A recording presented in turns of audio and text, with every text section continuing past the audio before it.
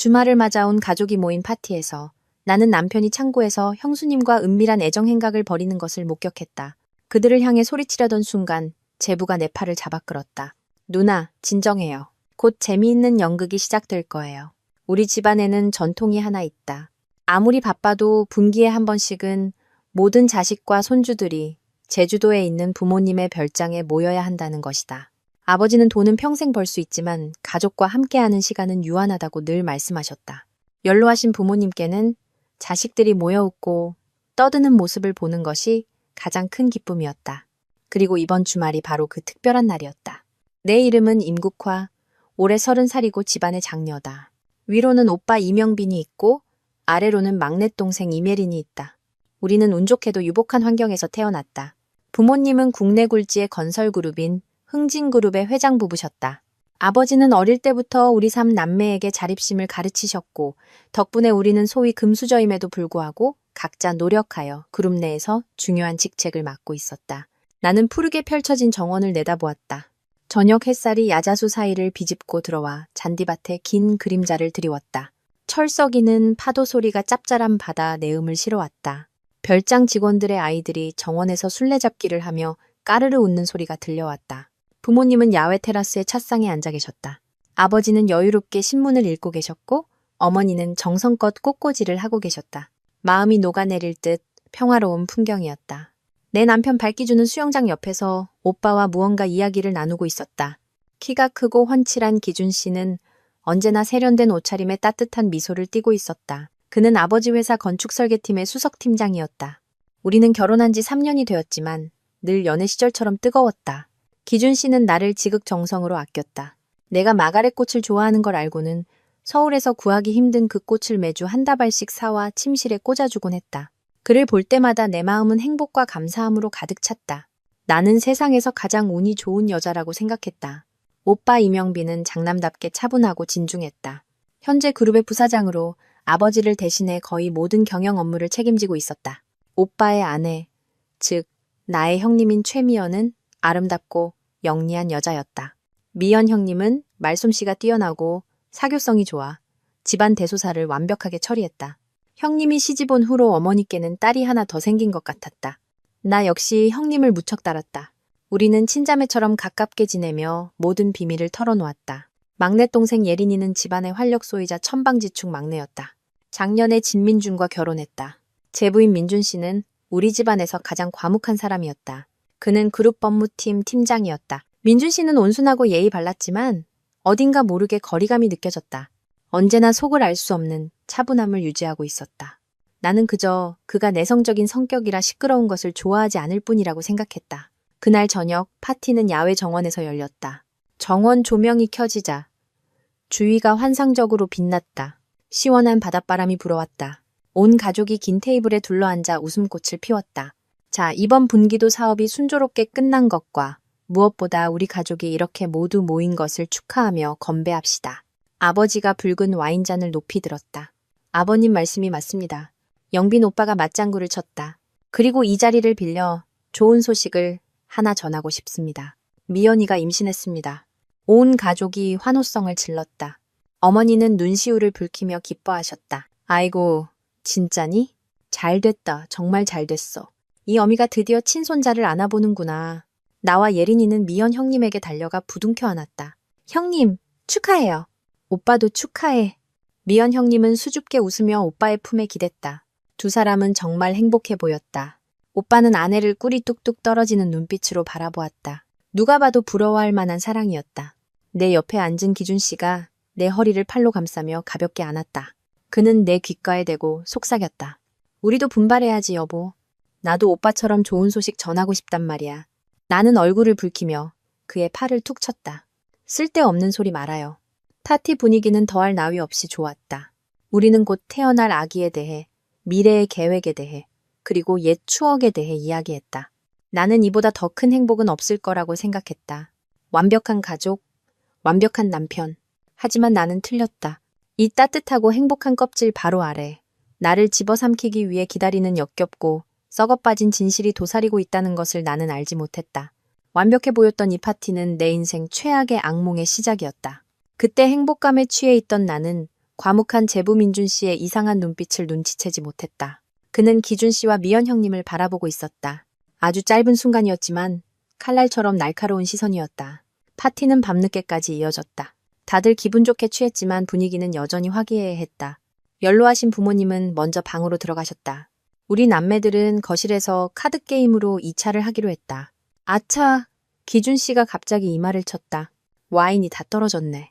내가 가서 더 가져올게. 아버님이 지하 창고에 귀한 와인을 몇 병 뒀다고 하셨던 것 같아. 내가 갈게요. 내가 서둘러 말했다.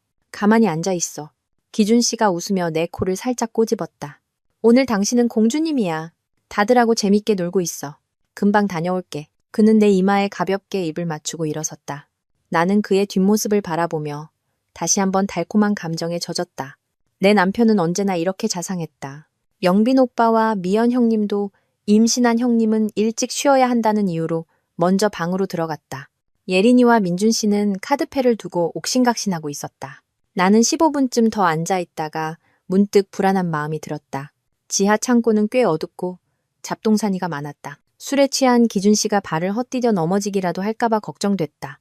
기준 씨가 왜 이렇게 안 오지? 내가 한번 내려가 볼게. 나는 예린이와 민준 씨에게 말했다. 둘은 계속 놀고 있어. 나는 자리에서 일어나 지하로 향하는 계단을 내려갔다. 별장에는 작은 와인 저장고와 낡은 물건, 정원 도구를 보관하는 큰 창고가 연결되어 있었다. 복도는 몇 개의 노란 등불만 켜져 있어 어두컴컴했다. 가까이 다가갈수록 이상한 기운이 느껴졌다. 창고 문이 완전히 닫히지 않고 살짝 열려 있었고 그 틈으로 희미한 빛이 새어나왔다. 그리고 말소리가 들려왔다. 빨리 오빠. 누가 내려오면 어떡해요? 미연 형님의 목소리였다. 형님이 왜 여기에? 방에 들어간 줄 알았는데 나는 미간을 찌푸렸다. 막연한 불안감이 솟아났지만 이내 기준 씨가 형님에게 무언가 가져오는 것을 도와달라고 부탁했겠지 하고 스스로를 안심시켰다. 내가 막 입을 열어 부르려던 순간 숨결 하나까지 익숙한 남자의 목소리가 들려왔고 나는 그 자리에 얼어붙었다. 걱정 마. 이 시간에 누가 내려오겠어? 그 순정파 바보는 지금쯤 방에서 마누라배나 쳐다보고 있겠지. 기준 씨, 내 남편이었다. 심장이 누군가에게 꽉 움켜쥐어진 것 같았다. 순정파 바보라니. 그가 누구를 말하는 거지? 설마 우리 오빠? 나는 소리 없이 다가가 숨을 죽이고 문틈에 귀를 기울였다. 이어 들려온 말은 심장에 칼이 밝히는 것보다 더 끔찍했다. 그 멍청하고 행복에 겨운 얼굴 정말이지 못 봐주겠어. 그 사람이 그런 눈으로 날 볼 때마다 토할 것 같단 말이야. 미연 형님의 목소리에는 경멸이 가득했다. 조금만 참아. 기준 씨가 비웃었다. 거의 다 끝났으니까. 우리가 이 흥진 그룹을 통째로 삼키고 나면 그 인간한테 무슨 짓을 하든 내 마음대로 해도 돼. 우리 집 그 멍청한 마누라도 마찬가지야. 내가 자기를 얼마나 사랑하는 줄 알아. 여자들이란 참 다루기 쉬워. 달콤한 말 몇 마디, 값싼 꽃다발 몇 개면 그냥 껌뻑 속아 넘어오거든. 멍청한 마누라. 세상이 빙빙 돌고 귀가 먹먹해졌다. 그가 말하는 멍청한 마누라가 나란 말인가? 아니야. 그럴 리 없어. 분명히 내가 잘못 들었을 거야. 나는 온몸을 떨며 있는 힘을 다해 문을 살짝 밀었다. 안을 들여다볼 수 있을 만큼만. 그리고 나는 차라리 그 순간 죽어버렸으면 좋았을 거라고 생각했다. 창고의 희미한 노란 불빛 아래 나무 상자와 낡은 가구들 사이에서 내 남편 기준 씨와 형님 미연이 서로의 몸을 탐하고 있었다. 옷은 흐트러져 있었고 숨소리는 거칠었다. 그 더럽고 노골적인 장면이 내 눈에 그대로 밝혔다. 하지만 육체적인 배신보다 나를 더 고통스럽게 한 것은 그들의 대화였다. 이번 강 회장님 계획은 정말 완벽해. 미연이 숨을 헐떡이며 기준의 셔츠 단추를 만지작거렸다. 그 늙은이가 그 황금부지 양도 계약서에 서명만 하면 모든 게 우리 것이 되는 거야. 강 회장은 땅을 갖고 우리는 지분과 돈을 갖는 거지. 걱정 마. 내가 다 처리해뒀어. 기준이 말했다. 그 바보 같은 여자는 날 절대적으로 믿으니까. 내가 좋은 프로젝트라고 한마디만 하면 당장 자기 아버지한테 달려가서 설득할걸. 영빈이 형은 말할 것도 없지. 네가 하자는 대로 다 하잖아. 목이 바싹 타들어갔다. 소리를 지르고 싶었다. 저 간악한 남녀에게 달려들어 머리채를 잡고 욕을 퍼붓고 싶었다. 하지만 그럴 수 없었다. 온몸이 마비된 듯 굳어버렸다. 뜨겁고 쓰라린 눈물이 뺨을 타고 흘러내렸다. 모든 것이 무너져 내렸다. 내 사랑, 내 행복, 내 완벽했던 가족. 모든 것이 거대한 사기극이었다. 매주 사다 주던 마가렛꽃, 따뜻한 미소, 귓가의 속삭임, 전부 거짓이었다. 나는 바보였다. 진짜 바보였다. 고통은 분노로 바뀌었다. 피가 들끓었다. 더 이상 두려움도 떨림도 느껴지지 않았다. 가슴 속에는 오직 극한의 분노만이 남았다. 나는 그들을 믿었다. 미연 형님을 친동생처럼 여겼다. 기준 씨를 내 목숨처럼 사랑했다. 그런데 그들은 내 마음을, 우리 오빠의 마음을 짓밟고 우리 가족 전체를 해치려는 음모를 꾸미고 있었다. 가만히 있지 않겠다. 온 가족에게 저들의 진짜 얼굴을 보여주겠다. 나는 심호흡을 하고 얇은 나무 문을 박차고 들어갈 준비를 했다. 소리를 지르고 예린이와 민준 씨 앞에서, 부모님 앞에서 저들을 빗속으로 끌어낼 것이다. 필요하다면 지옥이 무엇인지 똑똑히 보여줄 것이다. 하지만 내가 막 발을 들어 올린 순간 얼음장처럼 차갑고 단단한 손이 갑자기 내 손목을 낚아채 뒤로 잡아당겼다. 너무나 강하고 갑작스러운 힘에 나는 균형을 잃고 뒤로 넘어지며 누군가의 가슴에 부딪혔다. 그 사람은 재빨리 다른 손으로 내 입을 막고 나를 복도 깊숙한 어둠 속으로 끌어당겼다. 나는 극도의 공포에 휩싸였다. 발버둥치며 입을 막은 손을 깨물려 했지만 소용없었다. 그는 너무나 강했다. 내로다. 들키고 싶어요. 누나? 귓가에 익숙하고 차분한 목소리가 들려왔다. 나는 움직임을 멈췄다. 민준 씨, 과묵한 내 제부였다. 나는 눈을 동그랗게 뜨고 무슨 상황인지 이해하려 했었다. 민준 씨가 왜 여기에? 왜 나를 막는 거지? 민준 씨는 여전히 나를 단단히 붙잡고 있었다. 입을 막은 손의 힘은 조금 풀렸지만 여전히 놓지는 않았다. 그는 나를 보지 않았다. 그의 칼날 같은 시선은 기준 씨와 미연 형님의 더러운 웃음소리가 새어나오는 창고 문틈에 고정되어 있었다. 놔줘요.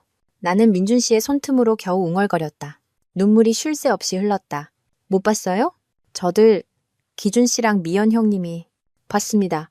민준 씨가 대답했다. 그의 목소리는 무서울 정도로 침착했다. 귓가에 익숙하고 차분한 목소리가 들려왔다. 다 듣고도? 나는 경악했다. 봤다고요? 보통 사람이라면 이런 장면을 목격하고 충격과 분노에 휩싸여야 정상이다. 민준 씨의 침착함에 등골이 오싹했다. 그는 마치 결말을 다하는 영화를 보는 것처럼 태연했다. 그럼 왜? 소란을 피우실 겁니까? 민준 씨가 내 말을 잘랐다. 여전히 차분한 목소리였다. 거기 뛰어들어가서 소리 지르고 때리고 그 다음은요? 저들은 잡아뗄 겁니다. 누나가 술에 취해 망상에 빠져 질투하는 거라고 하겠죠. 증거는요? 집안은 발칵 뒤집어질 겁니다. 연로하신 부모님이 이 충격을 감당하실 수 있을까요? 그리고 영빈이 형, 저들이 말하는 그 순정파바보 말입니다. 저들, 기준 씨랑 미연 형님이 봤습니다.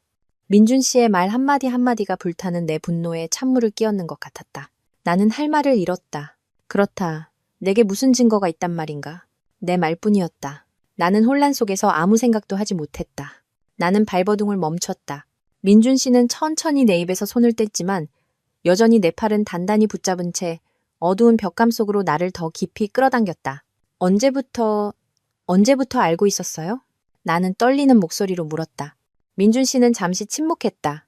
그는 여전히 창고 쪽을 뚫어지게 보고 있었다. 나중에 얘기하죠. 그가 속삭였다. 곧 나올 겁니다.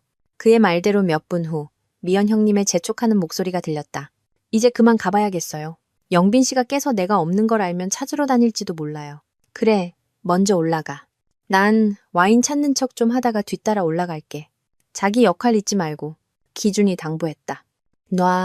놔줘요. 미연 형님이 먼저 나왔다. 옷매무새는 단정했고 머리도 깔끔했다. 얼굴에는 평소에 온화하고 단아한 표정이 돌아와 있었다. 직접 듣고 보지 않았다면 이 여자가 방금 그런 악독한 말을 내뱉고 추잡한 짓을 저질렀다고는 결코 믿지 못했을 것이다. 형님은 복도를 한번 휙 둘러보았다. 내 심장이 미친 듯이 뛰었다. 나는 숨을 참았다. 눈도 깜빡일 수 없었다. 다행히 우리가 서 있는 곳은 너무 어두워 형님은 우리를 발견하지 못했다. 그녀는 빠른 걸음으로 계단을 향해 걸어갔다. 잠시 후 기준 씨도 와인 한 병을 들고 나왔다. 그 역시 옷차림을 단정히 하고 그 역겨운 가짜 미소를 띠고 있었다. 그는 즐거운 듯 휘파람을 불며 유유히 위층으로 올라갔다. 마치 아무 일도 없었다는 듯이. 기준 씨의 모습이 완전히 사라지고 나서야 민준 씨는 내 팔을 놓아주었다. 다리에 힘이 풀린 나는 차가운 벽에 등을 기댄 채 주저앉았다. 충격과 혐오, 그리고 극한의 고통이 그제야 한꺼번에 몰려와 내 마지막 남은 힘마저 앗아갔다. 나는 소리내어 울기 시작했다. 하지만 통곡이 아니었다. 목이 메어 소리조차 나오지 않는 쓰디쓴 통곡이었다. 민준 씨는 그런 나를 가만히 내려다보고 있었다. 희미한 불빛 아래서 그의 표정을 읽을 수 없었다. 일어나세요, 누나. 민준 씨의 목소리는 여전히 차가웠다. 지금 우는 건 아무것도 해결해주지 못합니다. 방금 본 연극보다 더 재미있는 연극을 보고 싶지 않으세요? 나는 제부를 올려다보았다. 그 순간 내가 알던 온순하고 과묵한 그 남자가 완전히 낯선 사람이라는 것을 깨달았다. 그게 무슨 말이에요? 민준 씨의 입꼬리가 살짝 올라갔다. 내가 한 번도 본 적 없는 미소였다. 누나, 진정해요. 그가 아까 했던 말을 반복했다. 곧 재미있는 연극이 시작될 거예요. 그리고 오늘 이 파티가 바로 그 무대입니다. 민준 씨는 나를 거실로 데려가지 않았다. 그는 여전히 넋이 나간 나를 부축해 복도 끝에 있는 아버지의 작은 서재로 향했다. 그가 책상 위 스탠드를 켜자 부드러운 불빛이 그의 각진, 그리고 이제는 무섭도록 차가운 얼굴을 비췄다. 앉으세요. 민준 씨가 안락의자를 가리켰다. 물 좀 마시고 정신 차리세요. 그는 책상 위에 놓인 유리병에서 물을 따라 내게 건넸다. 나는 떨리는 손으로 잔을 받았다. 추워서가 아니라 충격 때문에 이가 딱딱 부딪혔다. 민준 씨, 대체 이게 다 무슨 일이에요? 내가 더듬거리며 물었다. 누나가 들은 것, 회사 이야기, 강 회장 이야기. 그거 다 사실이에요? 사실입니다.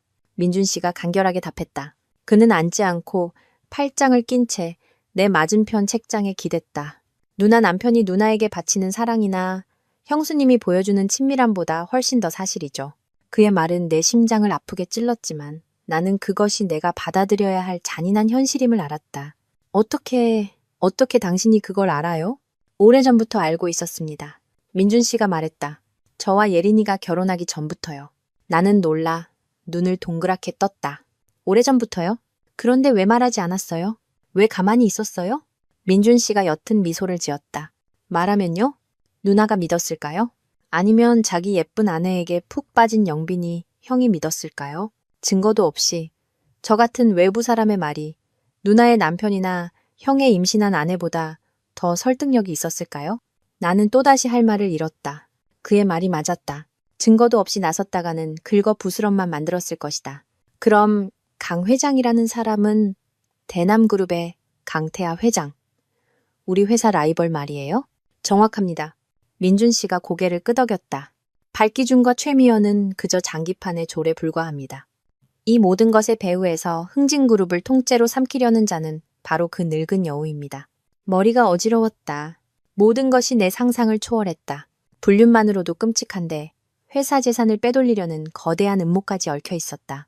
내 남편, 내 형수님. 그들은 아버지의 경쟁자에게 자신들의 양심과 이 가족을 팔아넘긴 것이다. 하지만 이해가 안 돼요. 기준 씨는 수석 팀장이고 연봉도 적지 않아요. 미연 형님은 맏며느리로 온 가족의 사랑을 받고요. 부족한 게 뭐가 있다고 그런 짓을. 탐욕 때문입니다. 누나, 민준 씨의 목소리가 문득 무겁게 가라앉았다. 인간의 탐욕은 끝이 없죠. 그들은 더 많은 것을 원했습니다. 직원이 아니라, 며느리가 아니라 주인이 되고 싶었던 겁니다. 그리고 강태하가 그 자리를 약속했죠. 막대한 돈과 함께. 그가 흥진을 삼킨 후의 말입니다. 나는 머리를 감쌌다. 모든 것이 너무나 끔찍했다. 그래서 오늘 파티는 제가 일부러 계획한 겁니다. 민준 씨가 말했다. 제가 발기준에게 아버님이 외국 파트너와 곧 계약할 황금 부지에 대한 정보를 무심코 흘렸습니다. 그가 분명 강태하에게 보고할 것이고 강태하가 움직일 거라는 걸 알았으니까요. 움직인다니 그게 무슨 뜻이에요? 강태하도 지금 여기 와 있습니다. 뭐라고요? 나는 소리치며 하마터면 물잔을 떨어뜨릴 뻔했다. 그 사람이 여기 있다고요? 어디에? 잊으셨습니까? 오늘 밤 아버님이 초대한 귀빈 말입니다. 아버님이 아주 중요하게 생각하는 새로운 파트너, 강 회장님. 기억이 스쳐 지나갔다. 맞다. 오늘 저녁 아버지는 아버지 또래에 품위 있는 용모에 온화한 미소를 띤 손님 한 분을 소개하셨다. 새로운 리조트 프로젝트를 함께하는 중요한 파트너라고 하셨다. 나는 그때 파티 분위기에 취해 고개만 까딱하고 제대로 신경 쓰지 않았다. 그가 바로 교활한 늙은 여우, 강태하였다니. 우리 가족을 갈기갈기 찢어놓을 음모를 꾸미면서 감히 우리 집에 와서 우리와 함께 파티를 즐기고 있었던 것이다. 민준 씨, 대체 뭘 하려는 거예요? 나는 민준 씨의 소매를 붙잡았다. 경찰에 신고해야 해요. 부모님께 알려야 하고요. 진정하세요. 민준 씨가 내 손을 떼어냈다. 강태아가 어떤 사람이라고 생각하십니까? 그 늙은 여우는 절대 흔적을 남기지 않습니다. 경찰에 뭘 신고하죠? 누나 남편이 형수님과 바람났다고요? 아니면 그들이 회사를 빼앗으려 한다는 의심이 든다고요? 우리에겐 빼도 박도 못할 증거, 강철 같은 증거가 필요합니다. 그럼 증거는 어디에 있어요? 민준 씨가 나를 보았다. 그의 눈빛은 깊고 어두웠다. 오늘 이 파티가 바로 마지막 증거를 수집하기 위한 자리입니다. 그리고 제가 준비한 연극도 이제 막을 내릴 때가 됐습니다. 무슨 연극이요? 아까 온 가족이 식사할 때 제가 잠시 전화 받으러 나갔던 거 기억나세요? 나는 고개를 끄덕였다. 전화 받으러 간 게 아닙니다. 민준 씨가 말했다. 뭔가를 설치하러 갔죠. 그 창고에 초소형 카메라를요? 누나가 방금 본 모든 광경, 발기준과 최미연의 모든 대화가 전부 녹화되었습니다. 나는 입을 떡 벌렸다. 이재부는 대체 어떤 사람인가? 어떻게 이렇게 모든 것을 치밀하게 계산할 수 있단 말인가? 이제 민준 씨가 시계를 보았다. 발기준도 슬슬 거실로 돌아갔을 겁니다. 가서 세수하고 눈물 닦고 다시 돌아가세요. 아무 일도 없었다는 듯이 평소처럼 웃고 떠드세요. 하실 수 있겠습니까? 나는 책장 유리문에 비친 내 모습을 보았다. 넋이 나간 얼굴, 퉁퉁 부은 눈, 헝클어진 머리. 내가 어떻게 할 수 있겠는가? 방금 내 등에 비수를 꽂은 자와 어떻게 한 테이블에 앉아 웃고 떠들 수 있단 말인가? 내 생각을 읽기라도 한 듯 민준 씨가 말했다. 하셔야 합니다. 누나의 부모님을 위해서, 형을 위해서, 아버님이 평생 일궈온 회사를 위해서요. 누나의 나약함이 모든 것을 망치게 두지 마세요. 전 누나가 냉정해져야 합니다. 제 연극에는 명예관객이 필요하니까요. 그의 말은 차가웠지만 절망의 늪에 빠진 나를 건져 올렸다. 그렇다. 나는 지금 무너질 수 없다. 나는 강해져야 한다. 어리석게 도적을 집안에 들인 것에 대해 가족에게 사죄해야 하고 나 자신을 위해 정의를 되찾아야 한다. 나는 심호흡을 하고 일어섰다. 옆에 있는 작은 화장실로 들어가 세차게 물을 틀어 얼굴에 끼얹었다. 차가운 물이 정신을 번쩍 들게 했다. 더 이상 울지 않겠다. 지금 눈물은 아무 소용없다. 화장실에서 나왔을 때 나는 다른 사람이 되어 있었다. 여전히 인국화였지만 심장은 차갑게 식어 있었다. 가요? 나는 단호한 목소리로 말했다.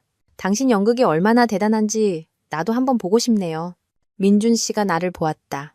처음으로 그의 눈에 만족스러운 빛이 스쳤다. 그가 고개를 끄덕였다. 가시죠. 곧 하이라이트가 시작될 겁니다. 나와 민준 씨는 파티가 계속되고 있는 정원으로 돌아갔다. 심장이 누군가에게 쥐어뜯겨 얼음물에 던져진 것 같았다. 극한의 고통과 함께 살을 내는 듯한 냉기가 온몸을 감쌌다. 정원의 화려한 조명, 감미로운 음악, 웃음소리. 불과 몇십 분 전까지만 해도 천국 같았던 모든 것이 이제 내 눈에는 위선과 조롱으로 가득 찬 무언극처럼 보였다. 기준 씨는 바바일 근처에 서서 강 회장과 즐겁게 이야기를 나누고 있었다. 손에는 레드 와인잔이 들려 있었다. 나를 보자 그는 미소를 지었다. 여전히 따뜻하고 눈부신 미소였다. 어디 갔다 이제 와, 여보. 당신이 좋아하는 주스 따라 놨는데 그가 내게 주스잔을 건네려 다가왔다. 나는 애써 평정을 유지하려 했다. 완벽하게 연기해야 한다고 스스로에게 다짐했다. 하지만 그의 손이 내게 닿으려는 순간 위장 깊은 곳에서부터 역겨움이 치밀어 올랐다. 나는 한 걸음 뒤로 물러서며 그의 손길을 피했다. 나 좀 피곤해서요. 나는 더듬거리며 그 위선자의 눈을 차마 마주 보지 못했다. 들어가서 좀 앉아 있어야겠어요. 기준 씨는 잠시 멈칫했다.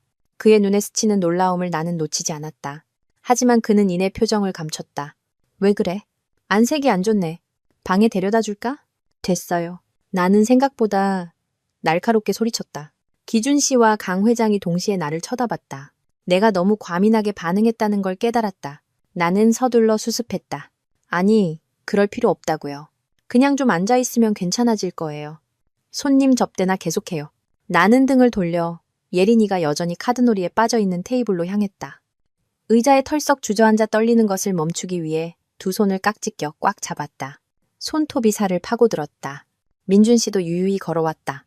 그는 자리에 앉지 않고 아버지가 가족기념 영상을 상영하기 위해 설치해둔 대형 스크린과 프로젝터가 있는 곳으로 곧장 향했다. 제부, 뭐 해요? 예린이가 고개를 들어 물었다. 아, 민준 씨가 평소에 온화한 미소를 지었다. 하지만 나는 이제 그 미소 뒤에 무엇이 숨겨져 있는지 알았다. 제가 작은 영상을 하나 준비했어요. 영빈이 형과 형수님의 좋은 소식을 축하하고 오늘 가족 모임을 기념하는 의미에서요. 우와, 진짜요? 예린이가 손뼉을 쳤다. 틀어봐요, 제부. 빨리요. 그때 마침 영빈 오빠와 미연 형님도 방에서 나왔다. 미연 형님은 오빠의 팔짱을 낀 채 예비 엄마의 행복하고 빛나는 얼굴을 하고 있었다. 그들도 테이블에 앉았다. 무슨 일이야, 민준이? 또 무슨 장난을 치려고? 영빈 오빠가 웃으며 물었다. 모두의 시선이 스크린으로 향했다. 강 회장, 부모님, 오빠, 미연 형님, 예린이, 그리고 기준 씨까지. 그 역시 내 의자 뒤로 다가와 내 어깨에 손을 얹었다. 나는 소스라치게 놀랐지만 애써 참았다. 작은 서프라이즈입니다. 민준 씨가 USB를 노트북에 꽂으며 말했다. 대형 스크린이 환하게 켜졌다. 처음 몇 초간은 익숙한 사진들이었다. 가족 여행 사진, 부모님의 젊은 시절 사진, 우리 3남매의 어릴 적 사진, 감미로운 배경음악이 흘러나오며 따뜻한 분위기를 자아냈다. 어머, 영빈이 오빠 어릴 때 봐. 너무 귀여워. 예린이가 킥킥거렸다. 어머니도 미소를 지으며 아버지의 어깨에 머리를 기대셨다. 나는 기준 씨를 힐끗 쳐다봤다. 그 역시 미소를 짓고 있었다. 여전히 내 어깨에 손을 얹은 채로 바로 조금 전 다른 여자를 애무했던 그 손이었다. 속이 뒤틀렸다. 영상은 오늘 저녁 파티 장면으로 바뀌었다. 아버지가 건배사를 하는 모습, 영빈 오빠가 임신 소식을 알리는 모습, 모두가 박수치는 모습이 지나갔다. 그리고 이건 민준 씨의 목소리가 모두의 이목을 집중시켰다. 제가 우연히 포착한 아주 특별한 순간입니다. 보기 드문 진실의 순간이죠. 감미로운 배경, 음악이 뚝 끊겼다. 화면이 갑자기 어두워지더니 희미한 노란 불빛이 나타났다. 지하 창고였다. 내 심장이 쿵쾅거리기 시작했다. 모두가 어리둥절한 표정으로 무슨 일인지 파악하려 했었다. 그리고 두 주인공이 등장했다. 기준 씨와 미연 형님. 그들은 불나방처럼 서로에게 달려들었다. 개걸스러운 키스와 음탕한 손길. 이게 무슨 짓이야? 가장 먼저 소리친 것은 아버지였다. 아버지는 테이블을 치며 벌떡 일어섰다. 어머니는 충격에 빠져 손으로 입을 막으셨다. 예린이는 입을 떡 벌린 채 손에 든 카드를 떨어뜨렸다. 화면에서는 그들의 대화가 또렷하게 흘러나왔다. 그 순정파 바보는 지금쯤 방에서 마누라 배나 쳐다보고 있겠지. 내 어깨에 놓여있던 기준 씨의 손이 돌처럼 굳었다가 불에 댄 듯 황급히 떨어져 나갔다. 그가 마른 침을 삼키는 소리가 들렸다. 미연 형님의 얼굴은 시체처럼 하얗게 질려 있었다. 그녀는 영빈 오빠와 스크린을 번갈아 보며 미친 듯이 고개를 저었다. 하지만 비극은 거기서 끝나지 않았다. 그들의 역겨운 대화가 계속해서 스피커를 통해 울려 퍼졌다. 우리 집 그 멍청한 마누라도 마찬가지야. 달콤한 말 몇 마디, 값싼 꽃다발 몇 개면 그냥 껌뻑 속아 넘어오거든. 이번 강 회장님 계획은 정말 완벽해. 그 늙은이가 그 황금부지 양도 계약서에 서명만 하면 걱정 마. 그 바보 같은 여자는 날 절대적으로 믿으니까. 정원의 모든 소리가 사라진 듯했다. 오직 기준 씨와 미연 형님의 헐떡이는 숨소리와 역겨운 목소리만이 울려 퍼졌다. 모두의 시선이 내게 쏟아지는 것이 느껴졌지만 나는 고개를 돌리지 않았다. 나는 스크린의 시선을 고정했다. 이 잔인한 진실의 끝을 내 눈으로 똑똑히 봐야 했다. 그리고 가장 노골적인 애정 행각 장면이 나타났을 때 어머니는 더 이상 견디지 못하셨다. 비명을 지르며 그대로 정신을 잃고 쓰러지셨다. 엄마! 예린이가 소리치며 황급히 달려가 어머니를 부축했다. 아버지는 온몸을 떨며 스크린을 가리켰다. 얼굴이 붉어졌다가 이내 새하얗게 질렸다. 귀빈이었던 강 회장의 안색도 변해 있었다. 그는 살기 어린 눈으로 민준 씨를 노려보고 있었다. 영상이 끝나고 화면은 다시 검게 변했다. 우리를 감싼 것은 정적이었다. 배신과 거짓, 그리고 치욕의 냄새가 진동하는 무거운 정적. 민준 씨의 연극은 그렇게 막을 내렸다. 한순간 세상이 멈춘 것 같았다. 멀리서 들려오는 파도 소리만이 유난히 선명하게 들렸다. 마치 우리 모두의 부서지는 가슴을 때리는 것처럼. 아버지가 황급히 어머니를 부축했다. 목소리가 갈라져 나왔다. 여보, 정신 좀 차려봐. 여보, 사람 불러. 의사 불러. 빨리. 예린이는 울면서 어머니를 흔들었다. 하지만 그 순간 가장 비참한 사람은 영빈 오빠였다. 오빠는 소리치지도 무언가를 부수지도 않았다. 그저 석상처럼 미동도 없이 앉아 있었다. 그의 눈은 맞은편에 앉은 여자. 불과 몇 분 전까지만 해도 꿀 떨어지는 눈으로 바라보았던 아내, 최미연에게 고정되어 있었다. 오빠의 얼굴은 핏기 하나 없이 창백했다. 미연아, 오빠의 목소리는 쉬어 있었고 아주 먼 곳에서 들려오는 것처럼 희미했다. 말해봐. 이거 사실 아니지? 응? 그는 애원하고 있었다. 거짓말이라도 좋으니 아니라고 말해주길 애원하고 있었다. 눈으로 보고 귀로 들었으면서도 그는 신락 같은 희망을 붙잡으려 애썼다. 그제야 미연 형님이 악몽에서 깨어난 듯 정신을 차렸다. 그녀는 공황 상태에 빠져 영빈 오빠의 발치에 기어가 무릎을 꿇었다. 눈물이 폭포수처럼 쏟아졌다. 오빠, 아니에요. 이건 가짜예요. 전부 다 조작된 거라고요. 민준 씨, 진민준 씨가 우리를 함정에 빠뜨린 거예요. 그 사람이 우리를 해치려고. 그녀는 비명을 지르며 프로젝터 옆에 아무런 감정 없이 서 있는 민준 씨를 손가락으로 가리켰다.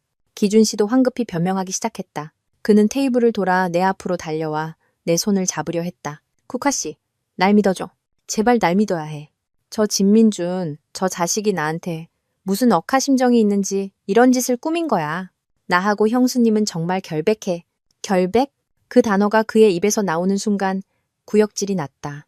나는 그의 손을 차갑게 뿌리쳤다. 그 입 닥쳐요.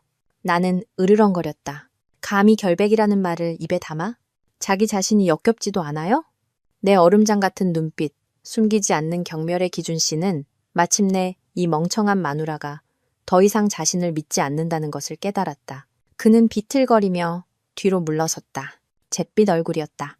아니야, 그럴 리가. 미연 형님은 여전히 미친 듯이 울부짖었다. 오빠, 제발 날 믿어줘요? 영빈 오빠는 자신의 발을 붙잡고 있는 아내를 내려다보았다. 그의 눈에 담겨있던 고통이 서서히 사라지고 그 자리를 무서운 공허함이 채웠다. 그리고 그 공허함은 하늘을 찌를 듯한 분노로 바뀌었다. 비켜? 밤의 정적을, 그리고 내 심장을 찢는 듯한 포효였다. 그는 있는 힘껏 미연 형님을 밀쳐냈다. 형님은 잔디밭 위로 맥없이 나뒹굴었다. 오빠... 그녀는 충격받은 표정이었다. 자신을 그토록 사랑하던 남편이 자신에게 손을 댈 줄은 꿈에도 몰랐을 것이다. 내가 묻지. 영빈 오빠가 일어섰다. 비틀거리며 미연 형님에게 다가갔다. 온몸이 사시나무처럼 떨리고 있었다. 내가 묻겠다. 그 뱃속의 아이, 누구 아이야? 그 질문은 우리 모두에게 내려친 거대한 망치와 같았다. 그렇다. 아이, 오늘 밤 우리 가족의 가장 큰 기쁨이었던 그 아이.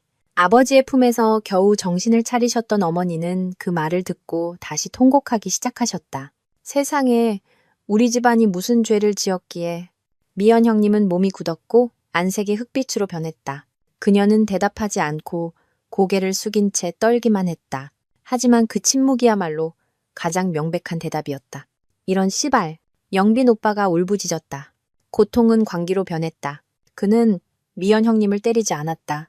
대신 몸을 돌려 기준 씨에게 달려들었다. 자신의 아내를 빼앗고 친동생처럼 여겼던 그 남자에게. 이 개자식아, 내가 널 죽여버릴 거야. 상처 입은 짐승처럼 영빈 오빠는 기준 씨에게 달려들어 무차별적으로 주먹을 날렸다. 온몸이 사시나무처럼 떨리고 있었다. 코와 입에서 피가 터져 나왔다. 오빠, 안 돼. 나와 예린이가 소리치며 달려가 말렸다. 하지만 오빠는 이미 이성을 잃었다. 갑작스러운 공격에 기준 씨는 미처 피하지도 못하고 강펀치를 그대로 얻어맞고 쓰러졌다. 네가 감히 내 아내랑 붙어먹어? 내 동생을 속여? 이 짐승만도 못한 새끼. 전례 없는 아수라장이었다. 아버지는 어머니를 돌보시느라 정신이 없었고 나와 예린이는 영빈 오빠를 떼어내려 안간힘을 썼다. 집안 직원들은 정원 구석에서 얼어붙은 채 아무도 끼어들지 못했다. 이 모든 혼돈 속에서 단 두 사람만이 침착했다. 한 명은 민준 씨였다. 그는 제3자처럼 조용히 모든 것을 관망하고 있었다. 다른 한 명은 강 회장이었다. 그 늙은 여우는 잠시 안색이 변했지만 이내 평정을 되찾았다. 그는 옷매무새를 가다듬으며 민준 씨를 향해 돕기 어린 시선을 보냈다. 그는 조용히 이 파티를 빠져나가려 했다. 하지만 민준 씨가 그를 순순히 보내줄 리 없었다. 그만해요, 형님. 갑자기 민준 씨의 목소리가 울려 퍼졌다. 크진 않았지만 울음소리와 욕설을 압도할 만큼 힘이 있었다. 저 인간을 때려 죽인다고 해서 달라지는 건 아무것도 없습니다. 지금은 개인적인 원한을 해결할 때가 아닙니다. 영빈 오빠의 주먹이 허공에서 멈췄다. 그는 핏발선 눈으로 민준 씨를 돌아보았다. 기준 씨는 바닥에 쓰러져 피를 토하며 거친 숨을 몰아쉬고 있었다.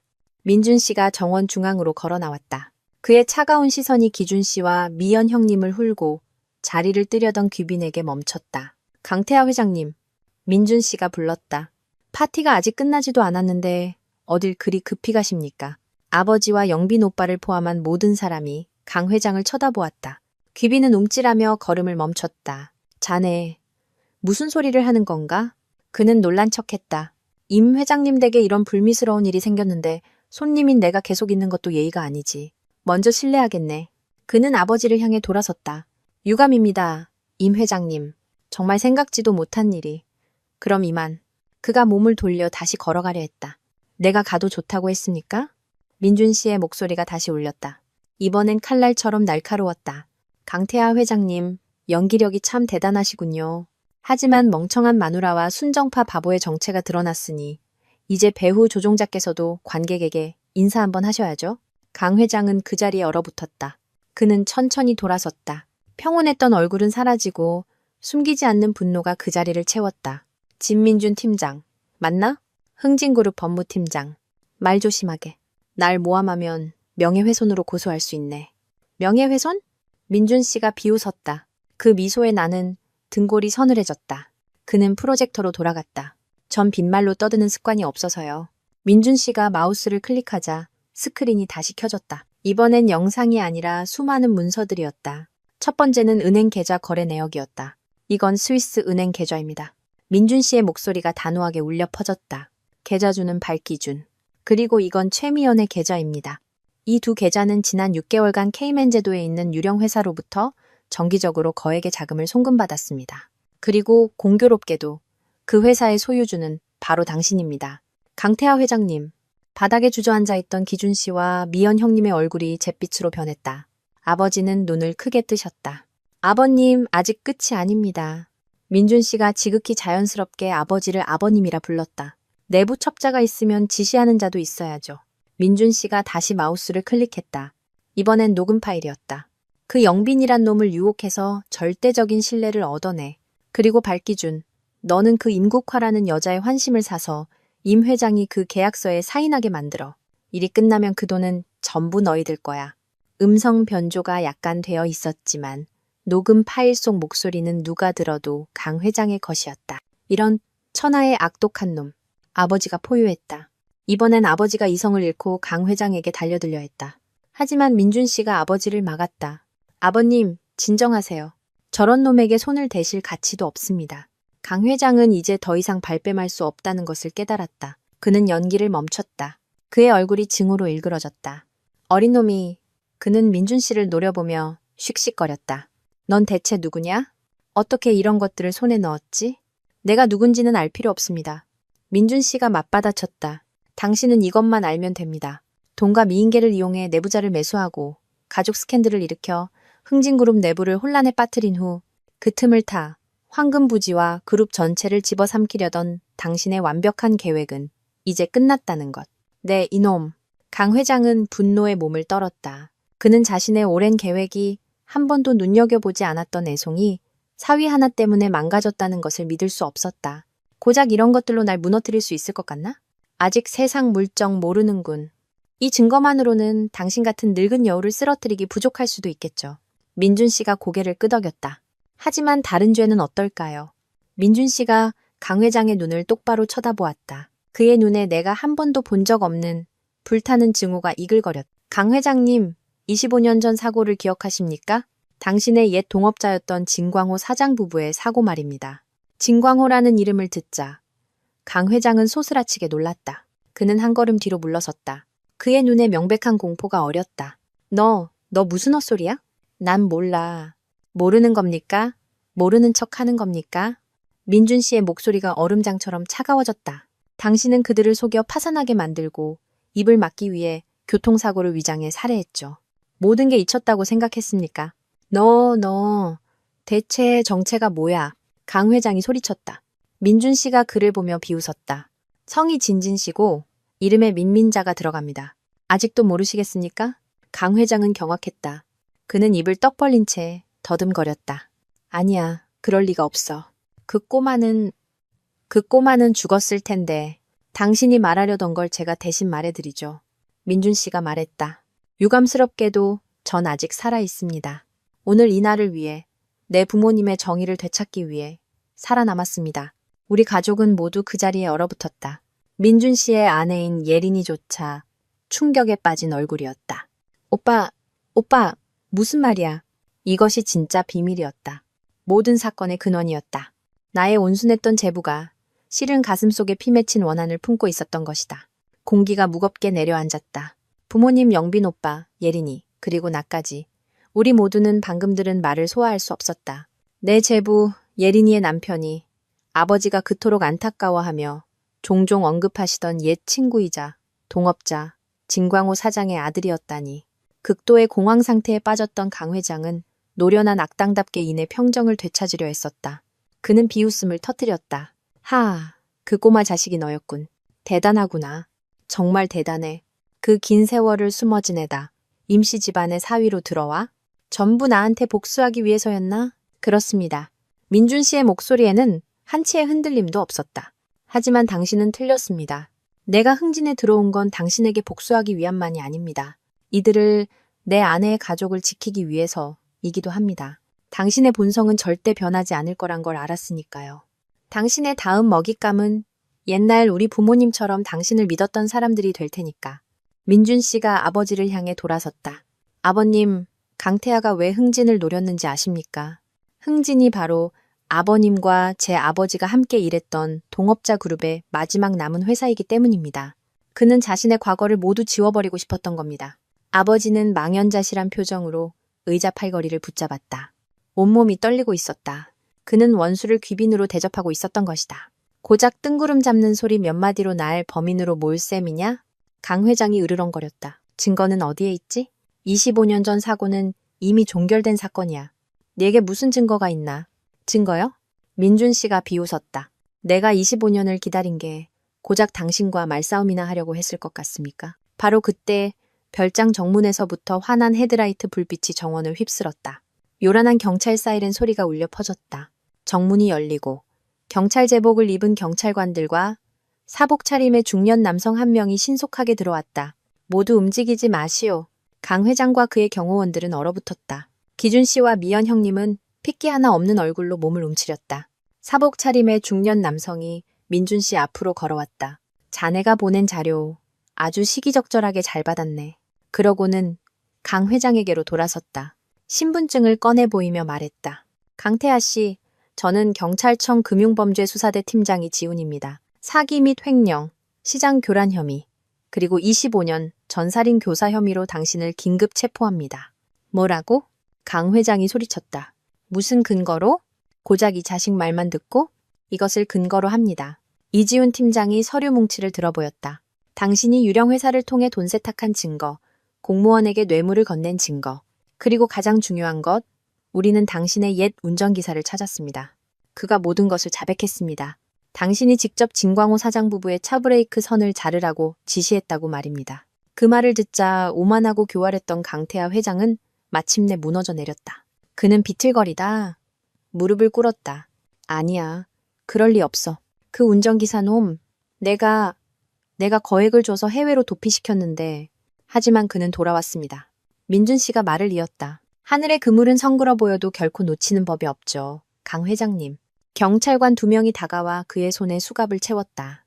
끌려가면서 강 회장은 핏발선 눈으로 민준 씨를 노려보았다. 내 놈, 네가 이겼다. 하지만 너도 편히 살지는 못할 것이다. 편히 살 생각 없습니다.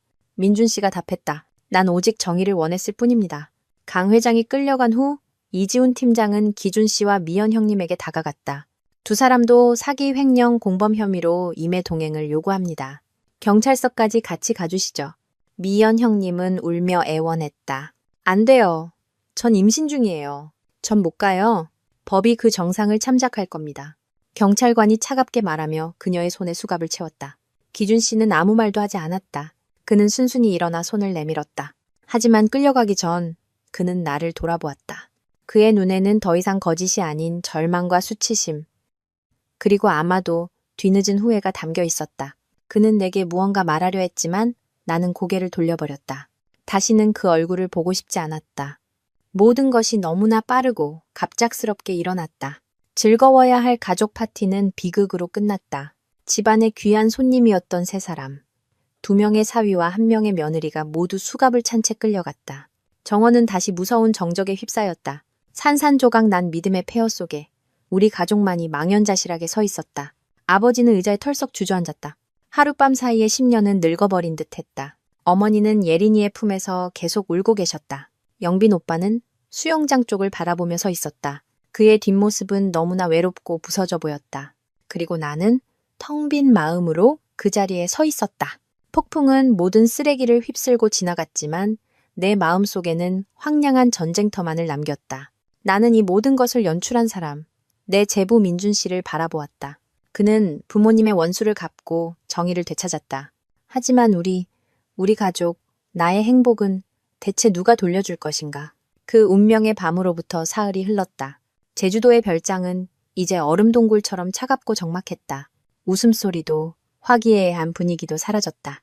그날 밤 아버지는 어머니를 서울로 모시고 올라가셨다. 충격으로 쓰러지신 어머니가 이곳에 더 머무는 것은 상처만 덧낼 뿐이라고 생각하셨기 때문이다. 영빈 오빠도 따라 나섰다. 오빠는 넋이 나간 사람처럼 말 한마디 없이 조용히 짐을 쌌다. 넓은 별장에는 이제 나와 예린이, 그리고 민준 씨만이 남았다. 가엾은 예린이는 가장 큰 혼란에 빠져 있었다. 자신이 그토록 사랑했던 남편이 갑자기 피맺힌 원한을 품고 치밀한 계획을 세운 복수자였다는 사실을 어떻게 받아들여야 할지 몰랐다. 형부와 형수의 배신에 충격을 받은 것도 모자라 자신의 남편마저 두려워하게 된 것이다. 예린이는 방에 틀어박혀 눈물이 마를 때까지 울었다. 그리고 나는 내 심장은 이미 죽어버렸다. 사흘 동안 나는 울지도 말하지도 않았다. 그저 테라스에 멍하니 앉아 바다만 바라볼 뿐이었다. 바다는 여전히 거칠게 포효했지만 내 마음은 파도 한 점 없는 텅 빈 공간이었다. 3년간의 사랑, 내가 그토록 자랑스러워했던 행복이 모두 비눗방울처럼 터져버렸다. 멍청한 마누라, 값싼 꽃다발. 그 말들이 수천 개의 칼날이 되어 심장을 후벼 파는 것 같았다.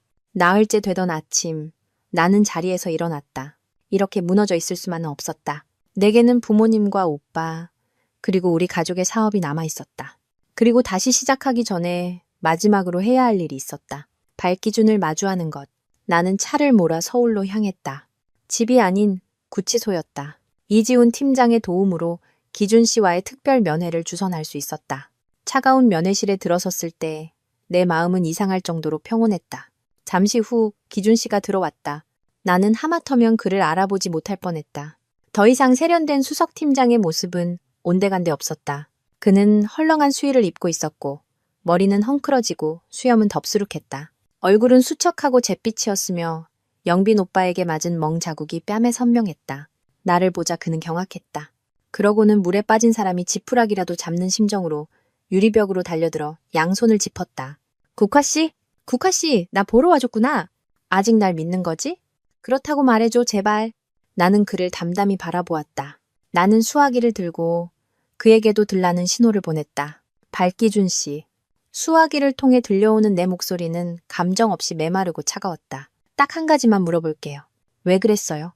내 냉담함에 그는 잠시 멈칫했다. 그는 절망적인 눈빛으로 나를 바라보았다. 국화씨, 내가 미안해. 사과 따위 필요 없어요. 나는 말을 잘랐다. 당신 사과는 이제 휴지 조각보다 못해요. 난 그냥 이유를 알고 싶을 뿐이에요. 우리 가족이 당신한테 못해준 게 있었나요? 내 사랑이 부족했나요? 아버지는 당신을 믿고 중책을 맡기셨고, 오빠는 당신을 친동생처럼 여겼고, 예린이도 당신을 따랐어요. 대체 왜 그런 짓을 한 거냐고요. 기준 씨는 고개를 떨궜다. 그의 어깨가 들썩였다. 그가 울기 시작했다. 실패자의 눈물이었다. 당신 말이 맞아. 당신 가족은 나한테 너무 잘해줬어. 그리고 당신은 내가 만난 여자 중에 최고의 여자였어. 그가 흐느꼈다. 그런데 왜? 내가 쏘아붙였다. 돈 때문에, 내 탐욕 때문에. 기준 씨가 고개를 들었다. 눈물 범벅인 얼굴이었다. 나는 그냥 건축팀장으로 사는 게 지겨웠어. 언제나 당신 아버지, 당신 오빠 앞에서 고개를 숙여야 하는 게 싫었어. 난 더 많은 걸 원했어. 내 사업을 갖고 싶었고 모든 사람 위에 서고 싶었어. 그리고 강태아가 그걸 약속해줬군요. 기준 씨가 고개를 끄덕였다. 그는 흥진을 삼키는 걸 도와주면 나한테 지분 30%를 주고 사장 자리에 앉혀주겠다고 했어. 30%마이다. 국화 씨, 이해가 돼? 내가 평생 노력해도 절대 가질 수 없는 거였어. 나는 비웃었다. 경멸이 가득한 웃음이었다. 고작 그것 때문에, 돈과 지위 때문에 모든 걸 짓밟았다고요? 그리고 형수님은? 기준 씨가 우물쭈물했다. 그 사람도 나랑 같았어. 영빈이 형의 그 수뇌보에 질려 있었고 현모양처 노릇에도 신물이 나 있었지. 우리는 그 탐욕 속에서 서로를 발견했어. 그녀가 먼저 날 유혹했고 난 뿌리치지 못했어. 이제 와서 그 여자 탓을 하는 건가요? 내가 입꼬리를 올렸다. 아니, 내 잘못이야. 기준 씨가 황급히 손을 저었다. 하지만 국화 씨, 이것 하나만은 믿어줘. 제발 이것만은 믿어줘. 그는 애원하는 눈빛으로 나를 보았다. 지난 3년간 어떤 순간에는 당신의 다정함에 진심으로 마음이 흔들렸어. 당신이 날 챙겨주는 모습, 웃는 모습, 매주 꽂아두던 그 마가렛꽃. 어떤 순간에는 진심으로 당신을 사랑했어. 그만두려고도 했어. 모든 걸 고백하려고도 했지만 너무 늦어버렸어. 탐욕이 악마처럼 내 이성을 마비시켜버렸어. 그 말을 듣는 순간 나는 고통스러워 무너져 내릴 줄 알았다. 하지만 아니었다. 내 심장은 한 겹 더 차가워졌을 뿐이다. 당신의 그 말, 내가 천천히 말했다. 나를 더 역겹게 만들 뿐이네요, 박기준 씨. 그는 경악했다. 무슨 소리야? 차라리 당신이 날 한 번도 사랑한 적 없고 모든 게 거짓이었다고 말했다면 내 마음이 더 편했을지도 몰라요. 그런데 어떤 순간에는 흔들렸고 어떤 순간에는 날 사랑했다고? 그러면서도 당신은 나를 멍청한 마누라라고 부르고 우리 가족을 해칠 계획을 세웠다는 거잖아. 그건 당신이 탐욕에 눈이 먼 게 아니라 당신 본성 자체가 탐욕이라는 증거야. 당신은 사랑하는 사람마저 돈과 지위를 위해 기꺼이 버릴 수 있는 비겁하고 이기적인 인간일 뿐이라고. 기준 씨는 입을 떡 벌린 채 아무 말도 하지 못했다. 내 말은 그의 마지막 희망마저 끊어버리는 비수와 같았다. 내가 오늘 여기 온 건 내가 말을 이었다. 목소리는 또렷했다. 당신 변명이나 사과를 들으러 온 게 아니에요. 통보할 게 있어서 왔어요. 나는 심호흡을 했다. 나 이혼 소장 접수했어요. 모든 서류 절차는 내 변호사가 처리할 겁니다. 더 할 말 없죠? 기준 씨는 텅 빈 눈으로 나를 바라보았다. 그는 모든 것이 끝났다는 것을, 정말로 끝났다는 것을 알았다. 국화 씨. 그는 겨우 내 이름을 불렀다. 잘 가요, 전 남편. 나는 일어서서 수화기를 내려놓았다. 단 한 번도 뒤돌아보지 않았다. 그 숨 막히는 방을 나와 바깥의 햇살 속으로 걸어 나갔다. 오늘의 햇살은 눈부셨지만 차갑게 식어버린 내 마음을 데우지는 못했다. 나는 고통스럽지만 필요한 과거와의 단절을 마쳤다. 이제는 또 다른 진실을 마주할 시간이었다. 민준 씨에 대한 진실. 서울집에 도착했을 때 집안은 초상집처럼 무거운 공기가 감돌았다. 부모님은 소파에 넋을 잃고 앉아 계셨다. 어머니는 깡마르셨고 눈은 퉁퉁 부어 있었다. 아버지는 며칠 새 머리가 하얗게 새어버려 10년은 더 늙어 보이셨다. 영빈 오빠도 조용히 앉아 있었다. 손에는 담배가 들려 있었지만 피우지 않은 채 타들어가고 있었다. 예린이도 막 방에서 나왔는지 어머니 못지않게 눈이 부어 있었다. 민준 씨는 창가 구석에 서 있었다. 그는 유일하게 평정을 유지하고 있었지만 그 평정심이 오히려 가족들과 보이지 않는 벽을 만들고 있었다. 그는 마치 우리 모두에게 판결을 내린 판사처럼 이방인 같았다. 내가 들어서는 것을 보고 어머니가 황급히 손짓했다. 국화야, 돌아왔구나. 아침부터 어딜 갔었니? 제 문제 깨끗이 정리하고 왔어요. 나는 피곤한 목소리로 말했다. 이혼 소장 접수하고 왔어요. 아버지가 무겁게 고개를 끄덕였다. 그래야지. 썩어 빠진 것은 도려내야 하는 법이다. 영빈 오빠가 담배를 비벼 껐다. 네, 일이 끝났으니 이제 우리 차례군. 오빠가 고개를 들어 민준 씨를 똑바로 쳐다보았다. 그의 눈에는 더 이상 분노가 아닌 피로감과 수많은 질문만이 담겨 있었다. 민준이, 아버지가 입을 열었다. 목소리가 쉬어 있었다. 아니, 자네는 우리 가족에게 설명할 의무가 있네. 모든 것을 말이야. 예린이가 움찔하며 남편을 바라보았다. 눈에는 두려움과 혼란이 가득했다. 민준 씨가 고개를 끄덕였다. 그는 피하지 않았다. 그는 거실 중앙으로 걸어나와 우리 모두와 마주섰다. 알고 있습니다. 그가 말했다. 모두들 무슨 생각을 하시는지 압니다. 하나도 숨김없이 전부 다 말씀드리겠습니다. 민준 씨가 심호흡을 했다. 제 본명은 진민준입니다. 저는 진광호, 진수연 부부의 외아들입니다. 그날 밤 이미 들었지만 다시 그 이름을 확인하자 아버지는 긴 한숨을 내쉬는 것을 참지 못하셨다. 진 사장. 그는 내 가장 친한 친구이자 첫 사업 파트너였네. 네, 맞습니다. 민준 씨의 목소리가 떨리기 시작했다. 그의 차가운 가면이 금이 가는 듯했다. 제 아버지와 아버님, 그리고 강태아. 세 분은 지금의 흥진그룹의 전신이 된 회사를 함께 세운 친구이자 동업자였습니다. 하지만 강태아, 그자는 악마였습니다. 민준 씨의 목소리에 증오가 서렸다. 회사가 성장하기 시작하자 그의 탐욕이 고개를 들었습니다. 그는 모든 것을 독차지하고 싶어 했죠. 그는 비열한 수법으로 제 아버지를 함정에 빠뜨렸습니다. 장부를 조작해 횡령과 배임 혐의를 뒤집어 씌웠습니다. 나도 그 일은 알고 있네. 아버지가 다급하게 말했다. 그때 나는 진 사장을 믿었어. 그를 보호하려 했었지. 하지만 강태아, 그자가 너무 치밀했어. 모든 증거가 자네 아버지를 향하고 있었네. 그건 조작된 증거였으니까요. 민준 씨가 으르렁거렸다. 아버지는 회사에서 쫓겨나 모든 것을 잃으셨습니다. 할아버지, 할머니께서는 그 충격으로 병을 얻어 돌아가셨습니다. 제 가족은 풍비박산이 났습니다. 아버지는 견디지 못하셨습니다. 그는 강태아를 고소하기 위해 증거를 모으려 하셨습니다. 그리고 바로 그때 그자가 손을 쓴 겁니다. 방 안의 공기가 얼어붙었다. 저는 그날을 똑똑히 기억합니다. 민준 씨의 목소리가 갈라졌다. 전 6살이었습니다. 원래는 부모님과 함께 차를 타고 가기로 되어 있었습니다. 하지만 그날 아침 제가 고열에 시달려서 어머니께서 저를 부모님과 함께 집에 두고 가셨습니다. 저는 교통사고 소식을 전해 들었던 그 순간을 평생 잊지 못할 겁니다. 차 브레이크가 고장나 절벽 아래로 추락했고 아버지와 어머니 두 분 다 돌아가시지 못했습니다. 예린이가 손으로 입을 막은 채 흐느끼기 시작했다. 어머니도 눈물을 참지 못하셨다. 전 고아가 되었습니다. 민준 씨가 말을 이었다. 목소리가 다시 단단해졌다. 친척들은 강태아의 보복이 두려워 저를 외면했습니다. 전 보육원으로 보내졌고 어머니의 성을 따라야 했습니다. 살아있었지만 사실상 그날 죽은 거나 마찬가지였습니다. 저를 이 세상에 붙잡아둔 유일한 것은 바로 복수심이었습니다. 반드시 살아남아서 증거를 찾아내 강태아가 죗값을 치르게 하겠다고 맹세했습니다. 방 안은 예린이와 어머니의 흐느낌 소리만이 가득했다. 저는 법을 공부했습니다. 10년이 넘는 시간 동안 강태아에 대해 조사했습니다. 그리고 회사를 차지한 강태아가 아버님을 다음 목표로 삼고 있다는 것을 알게 되었습니다. 민준 씨가 아버지를 보았다. 아버님의 흥진그룹은 이제 너무나 커져서 그의 눈엣 가시가 되어 있었습니다.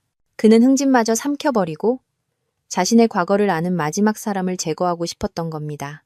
그래서 우리 가족에게 접근한 거군. 영빈 오빠가 쉬어버린 목소리로 말했다. 민준 씨는 잠시 침묵하다. 고개를 끄덕였다. 그는 예린이를 똑바로 쳐다보았다. 네, 그건 부인할 수 없는 사실입니다. 처음 예린이에게 접근한 건 목적이 있었습니다. 흥진그룹에 들어갈 명분이 필요했고 아버님께 가까이 다가가 강태아의 계획을 파악해야 했습니다. 오빠, 예린이가 비명을 질렀다. 고통으로 얼굴이 하얗게 질렸다. 날 속였어? 당신의 사랑, 결혼 전부 다 거짓이었어? 이것이 내가 가장 두려워했던 순간이었다. 이 충격은 기준 씨와 미연 형님의 배신을 합친 것보다 더 깊은 상처를 남길 것이다. 민준 씨가 아내를 바라보았다. 그의 차가운 눈빛이 사라지고 그 자리에 숨길 수 없는 고통이 드러났다. 그가 다가가 예린이의 손을 잡으려 했지만 예린이가 뒷걸음질 쳤다. 예린아, 내 말 좀 들어봐. 민준 씨의 목소리는 간절했다. 처음엔 그랬어. 내 마음속엔 온통 증오뿐이었으니까. 하지만 네 곁에 있으면서 너의 순수함과 밝음, 그리고 이 가족의 사랑이 내 차가운 심장을 녹였어. 복수자가 아닌 진짜 내 모습이 진심으로 너를 사랑하게 됐어. 너에 대한 내 감정은 진짜야. 맹세할게. 못 믿어. 예린이가 미친 듯이 고개를 저었다. 눈물이 뺨을 타고 흘렀다. 처음부터 날 속인 사람을 어떻게 믿어? 당신 사람이야. 어떻게 내 결혼을 당신 복수 계획의 일부로 만들 수가 있어. 민준이. 아버지가 일어섰다. 그가 민준 씨와 예린이 사이에 섰다. 자네의 고통은 이해하네. 내가 자네 부모님께 죄를 졌지. 하지만 예린이는 죄가 없어. 이 아이는 자네를 진심으로 사랑했네. 어떻게 이 아이를 이용할 수가 있나? 이용하지 않았습니다. 민준 씨가 버럭 소리쳤다. 발기준과 최미연의 음모를 알게 되었을 때 저는 강태아가 예전과 똑같은 수법으로 이 가족을 해치려 한다는 것을 깨달았습니다. 제게는 두 가지 선택지가 있었습니다. 하나는 모른 척하는 것. 흥진이 무너지면 제 복수는 더 쉬워졌을 겁니다. 다른 하나는 모두를 제 아내의 가족이자 이제는 제 가족이기도 한 사람들을 지키는 것이었습니다. 그가 나와 영빈 오빠를 보았다. 저는 두 번째 길을 선택했습니다. 제 아버지의 오랜 친구이자 오랫동안 이 사건을 남몰래 조사해 오신 이지훈 팀장님께 비밀리에 연락했습니다. 그리고 함께 이 계획을 세웠습니다. 그 파티는 강태하와 발기준, 최미연을 빼도 박도 못할 증거와 함께 한 번에 잡을 수 있는 유일한 방법이었습니다. 민준 씨가 영빈 오빠를 보았다. 형님, 고통스러우신 거 압니다. 하지만 제가 만약 형님께만 이 사실을 알렸다면 미연 형수님에 대한 형님의 사랑을 생각했을 때 과연 형님께서 제 말을 믿으셨을까요? 아니면 모든 계획이 탈로나 우리 모두가 위험에 처했을까요? 영빈 오빠가 주먹을 꽉 쥐었다. 민준 씨의 말이 맞았다. 그 순정적인 성격에 오빠는 절대로 믿지 않았을 것이다. 오히려 민준 씨를 행복을 파괴하려는 사람으로 몰아세웠을지도 모른다. 국화 누나, 민준 씨가 이번엔 나를 보았다. 그 끔찍한 장면을 목격하게 해서 죄송합니다. 하지만 전 가족 중 한 사람은 미리 진실을 알아야 한다고 생각했습니다. 모든 것이 밝혀졌을 때 중심을 잡아줄 사람이 필요했으니까요. 나는 고개를 끄덕였다. 잔인하지만 그것이 유일한 방법이었음을 이해했다. 그리고 예리나, 민준 씨가 다시 아내에게로 돌아섰다. 그의 목소리는 고통으로 가득했다. 내가 잘못했다는 거 알아. 거짓으로 시작했으니까. 하지만 제발 날 믿어줘. 너에 대한 내 사랑만큼은 이 모든 계획 속에서 유일한 진실이었어. 모든 것이 끝나면 내 앞에 무릎 꿇고 모든 것을 고백할 생각이었어. 하지만 이렇게 될 줄은 몰랐어. 그만해. 예린이가 소리쳤다. 더 이상 견딜 수 없다는 듯. 아무 말도 하지 마. 듣고 싶지 않아. 당신은 거짓말쟁이야. 당신도 그들과 똑같아. 그 말을 남기고 예린이는 방으로 뛰어 올라가 문을 쾅 닫아버렸다. 민준 씨는 그 자리에 얼어붙었다. 그는 부모님의 정의를 되찾고 우리 가족을 구했다. 하지만 그는 방금 자신의 아내를 잃었다. 정의는 실현되었지만 그 대가는 너무나 컸다. 이 연극에서 우리 가족 중 누구도 승자는 없었다. 예린이의 방문이 쾅 닫히는 소리는 침묵에 잠긴 거실에 울려 퍼지는 총성과 같았다. 방 안에서는 아이의 흐느낌 소리가 새어나왔고 그 소리에 어머니의 마음은 갈기갈기 찢어졌다. 아버지는 늙고 지친 얼굴로 소파에 주저앉았다. 영빈 오빠는 베란다로 나가 또 다른 담배에 불을 붙였다. 민준 씨는 방 한가운데에 못 박힌 듯 서 있었다. 조금 전까지만 해도 냉철하게 적의 죄를 밝히던 그 남자는 이제 아내의 눈물 앞에서 완전히 무력해져 있었다. 그는 전쟁에서 이겼지만 자신의 집에서 패배한 것이다. 민준 씨, 내가 입을 열었다. 내 목소리도 메마르기는 마찬가지였다. 지금 이 순간 가장 냉정을 유지할 수 있는 사람은 나뿐이었다. 나는 남편을 잃었다. 내 동생마저 남편을 잃게 하고 싶지는 않았다. 앉아요. 마저 이야기해줘요. 어떻게 그 모든 것을 해냈는지 우리에게 전부 다 말해줘요. 나는 심판하기 위해서가 아니라 이해하기 위해 물었다. 25년간의 증오라는 그 길을 그가 어떻게 걸어왔는지 알고 싶었다. 민준 씨가 나를 올려다보았다. 그의 눈에 스치는 감사함을 나는 읽었다. 그는 의자를 끌어와 모두와 조금 떨어진 곳에 앉았다. 그는 고독한 섬 같았다. 부모님이 돌아가신 후 민준 씨가 마치 보고서를 읽는 것처럼 담담한 목소리로 이야기를 시작했다. 전 보육원으로 보내졌습니다. 그곳에서의 삶은 쉽지 않았습니다. 감정을 숨기는 법을, 존재감 없이 사는 법을 배웠습니다. 하지만 단 하루도 강태하의 얼굴을 잊은 적이 없습니다. 사고기사가 실린 낡은 신문 조각을 보물처럼 간직했습니다. 그것이 제 유일한 삶의 이유였으니까요. 저는 미친 듯이 공부했습니다. 강태하처럼 돈과 권력을 가진 자와 싸우기 위해서는 지식이라는 무기밖에 없다는 걸 알았으니까요. 법대에 가야만 했습니다. 그런데 제게 행운이 찾아왔습니다. 민준 씨의 목소리가 문득 부드러워졌다. 아니, 하늘에 계신 아버지가 저를 돌봐주신 거겠죠. 제가 고등학교 3학년 때 한 분이 보육원으로 저를 찾아오셨습니다. 바로 이지훈 팀장님이셨습니다. 그날 밤 왔던 그 경찰관 말이군. 아버지가 놀라 물었다. 네. 민준 씨가 고개를 끄덕였다. 당시 팀장님은 젊은 형사였습니다. 저희 부모님 사건의 담당 형사셨죠. 처음부터 그분은 단순 사고가 아니라고 의심하셨습니다. 형사의 직감이었죠. 그분은 남몰래 사건을 파헤쳤지만 강태하는 너무나 교활했습니다. 모든 흔적이 지워졌고 사건은 증거불충분으로 종결되었습니다. 하지만 팀장님은 포기하지 않으셨습니다. 수년간 조용히 강태하를 주시하셨고 저에 대해서도 알아보셨습니다. 그리고 비밀리에 제 학비를 대주시며 저의 보호자이자 스승이 되어주셨습니다. 제게 법을 가르치고 인내를 가르치고 증거를 수집하는 법을 가르쳐 주셨습니다. 우리 가족은 모두 경악했다. 민준 씨의 배후에 그런 사람이 있었다니. 제가 우수한 성적으로 법대를 졸업했을 때 팀장님께서 제게 무엇을 하고 싶냐고 물으셨습니다. 전 흥진그룹에 들어가고 싶다고 말씀드렸습니다. 왜 하필 흥진이었나? 영빈 오빠가 담배를 끄며 돌아섰다. 왜 우리 아버지 회사였지? 흥진이 강태하의 다음 목표라는 것을 알았기 때문입니다. 민준 씨가 답했다. 그는 제 아버님의 회사를 삼켰습니다. 그는 자신의 과거를 아는 마지막 사람인 아버님께서 평온하게 사업을 하도록 내버려 둘 리가 없었습니다. 제가 흥진에 들어간 것은 하나는 사업 프로젝트를 통해 강태하에게 접근할 길을 찾기 위함이었고, 다른 하나는 이 가족을 지키기 위함이었습니다. 저는 아버님께 빚을 졌습니다. 그 시절 제 아버지가 무죄라고 믿어주신 유일한 분이셨으니까요. 아버지가 고개를 숙이며 한숨을 쉬었다. 내 잘못이다. 진 사장을 지켜주지 못한 내 잘못이야. 아버님 잘못이 아닙니다. 민준 씨가 말했다. 저는 법무팀에 들어가 조용하고 말없는 직원으로 지냈습니다. 아무도 제게 관심을 갖지 않았죠. 완벽한 위장이었습니다.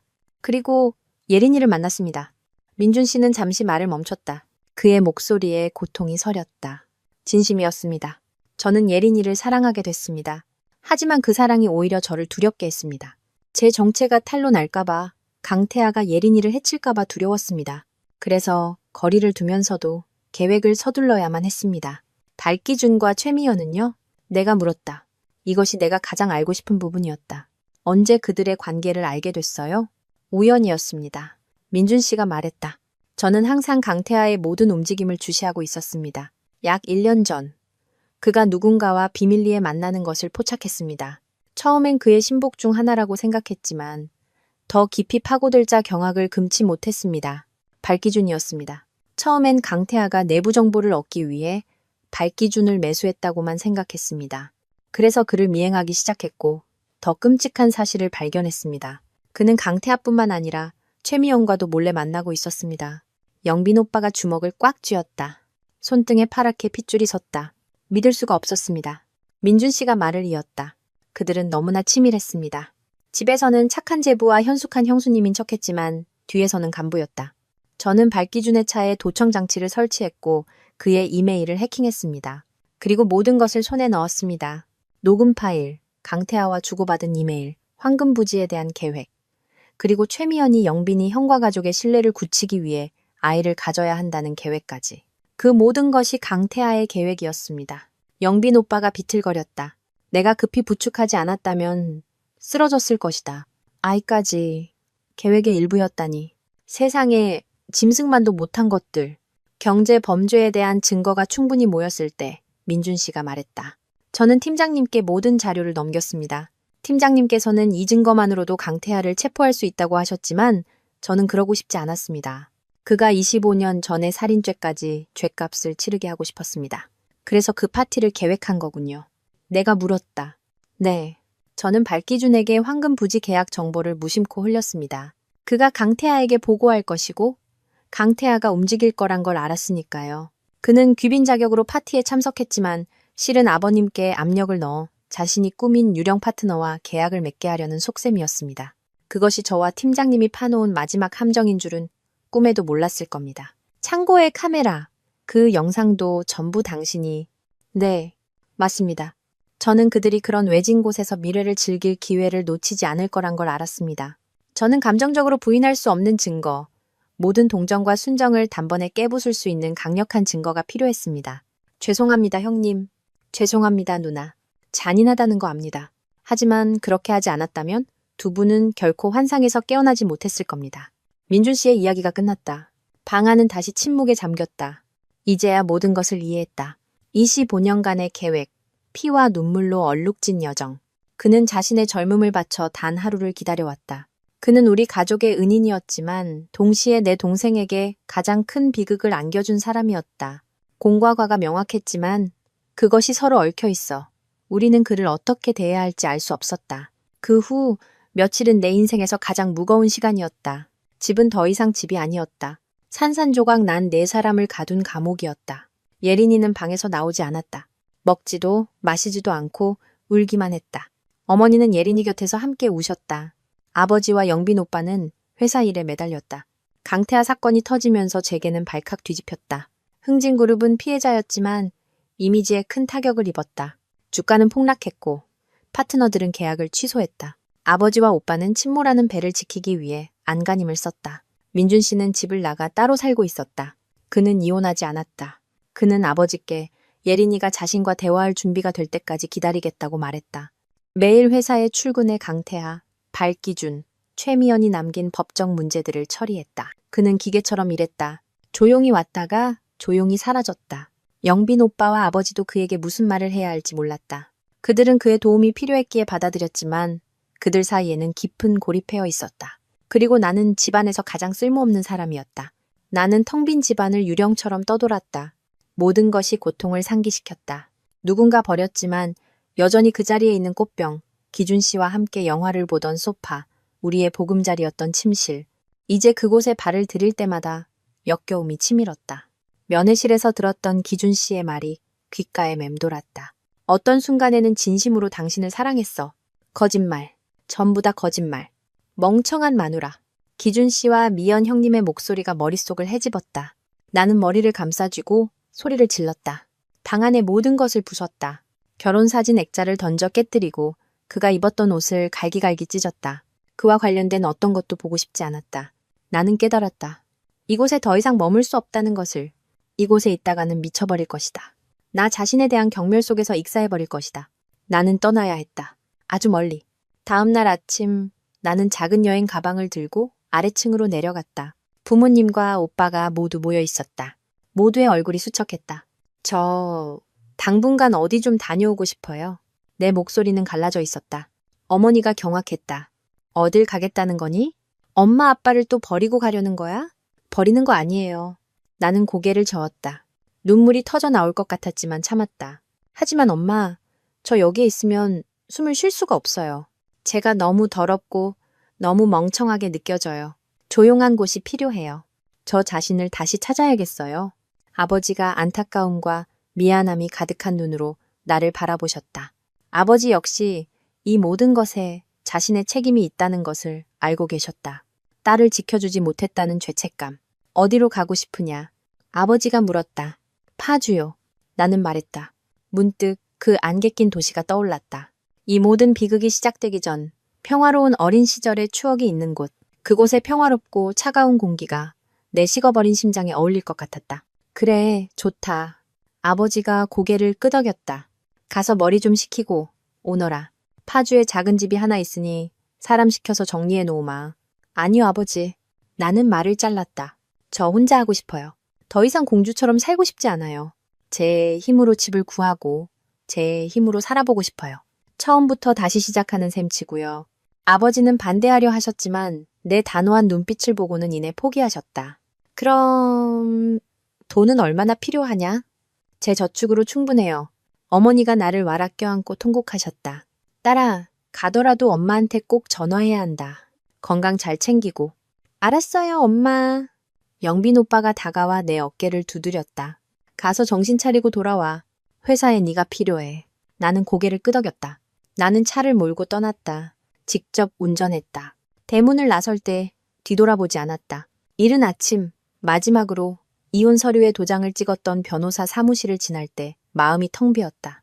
나는 공식적으로 자유인이 되었다. 상처투성이 마음을 가진 자유인. 차는 소란스럽고 거짓으로 가득 찬 서울을 뒤로하고 질주했다. 나는 차창을 열었다. 짭짤한 바람이 얼굴을 때렸다.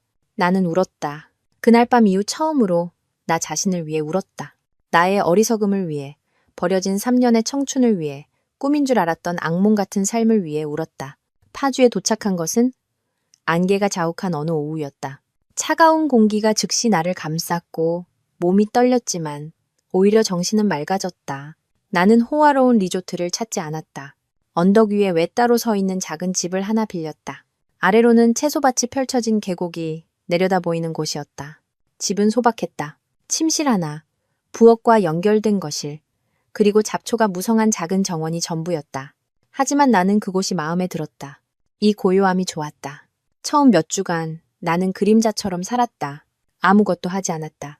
테라스에 앉아 담요를 두르고 생강차를 마시며 계곡을 뒤덮는 안개를 몇 시간이고 바라보았다. 마치 서울에서 지새운 밤들을 보상받으려는 듯 잠만 잤다. 휴대폰은 꺼두었다. 가족을 포함해 누구와도 연락하고 싶지 않았다. 혼자만의 시간이 절실했다. 고통은 사라지지 않았다. 여전히 그 자리에 머물며 때때로 욱신거렸다. 비 오는 밤이면 기준 씨와 미연 형님의 꿈을 꾸었다. 식은땀을 흘리며 소스라치게 놀라 잠에서 깨곤 했다. 나는 깨달았다. 도망친다고 해서 상처가 사라지는 것은 아니라는 것을, 그저 상처와 함께 살아가는 법을 배울 시간을 벌어줄 뿐이었다. 3주째가 되자 나는 배가 고파지기 시작했다. 뱃속이 허해서가 아니라 살고 싶다는 허기였다. 여기서 이렇게 무너질 수는 없었다. 나는 집을 청소하기 시작했다. 정원의 잡초를 뽑고 땅을 갈았다. 펜과 와인잔만 잡던 내 손은 이제 흙투성이가 되었고 손톱은 부러지고 살갗은 피가 맺혔다. 하지만 아프지 않았다. 오히려 해방감을 느꼈다. 시장에 가서 씨앗을 샀다. 장미, 라벤더, 그리고 약간의 딸기 모종을 샀다. 마가렛 꽃은 사지 않았다. 평생 그 꽃은 다시는 쳐다보지도 않을 것이다. 나는 손수식물을 심고 물을 주었다. 그것들과 대화하며 새로운 삶의 씨앗을 심는 기분을 느꼈다. 걷기 시작했다. 매일 아침 숲속 깊이 걸어 들어가 맑은 공기를 마셨다. 새소리와 나무십 사이를 스치는 바람 소리가 내 마음을 진정시켰다. 조용한 골목에 숨어있는 작은 북카페를 발견했다. 파주 토박이인 노부부가 운영하는 곳이었다. 그들은 온화하고 말이 없었다. 내가 외지인이라는 것을 알아차렸지만 아무것도 묻지 않았다. 그저 묵묵히 따뜻한 커피 한 잔과 달콤한 케이크를 내어줄 뿐이었다. 나는 그곳에 몇 시간이고 앉아 책을 읽었다.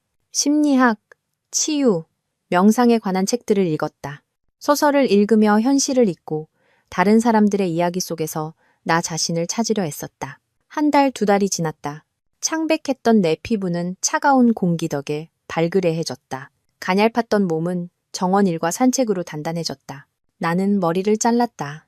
내가 그토록 자랑스러워했고 기준 씨가 그토록 좋아한다고 말했던 긴 머리를 쇼컷으로 잘랐다. 거울에 비친 내 모습은 낯설었다. 여전히 나였지만 눈빛이 달라져 있었다.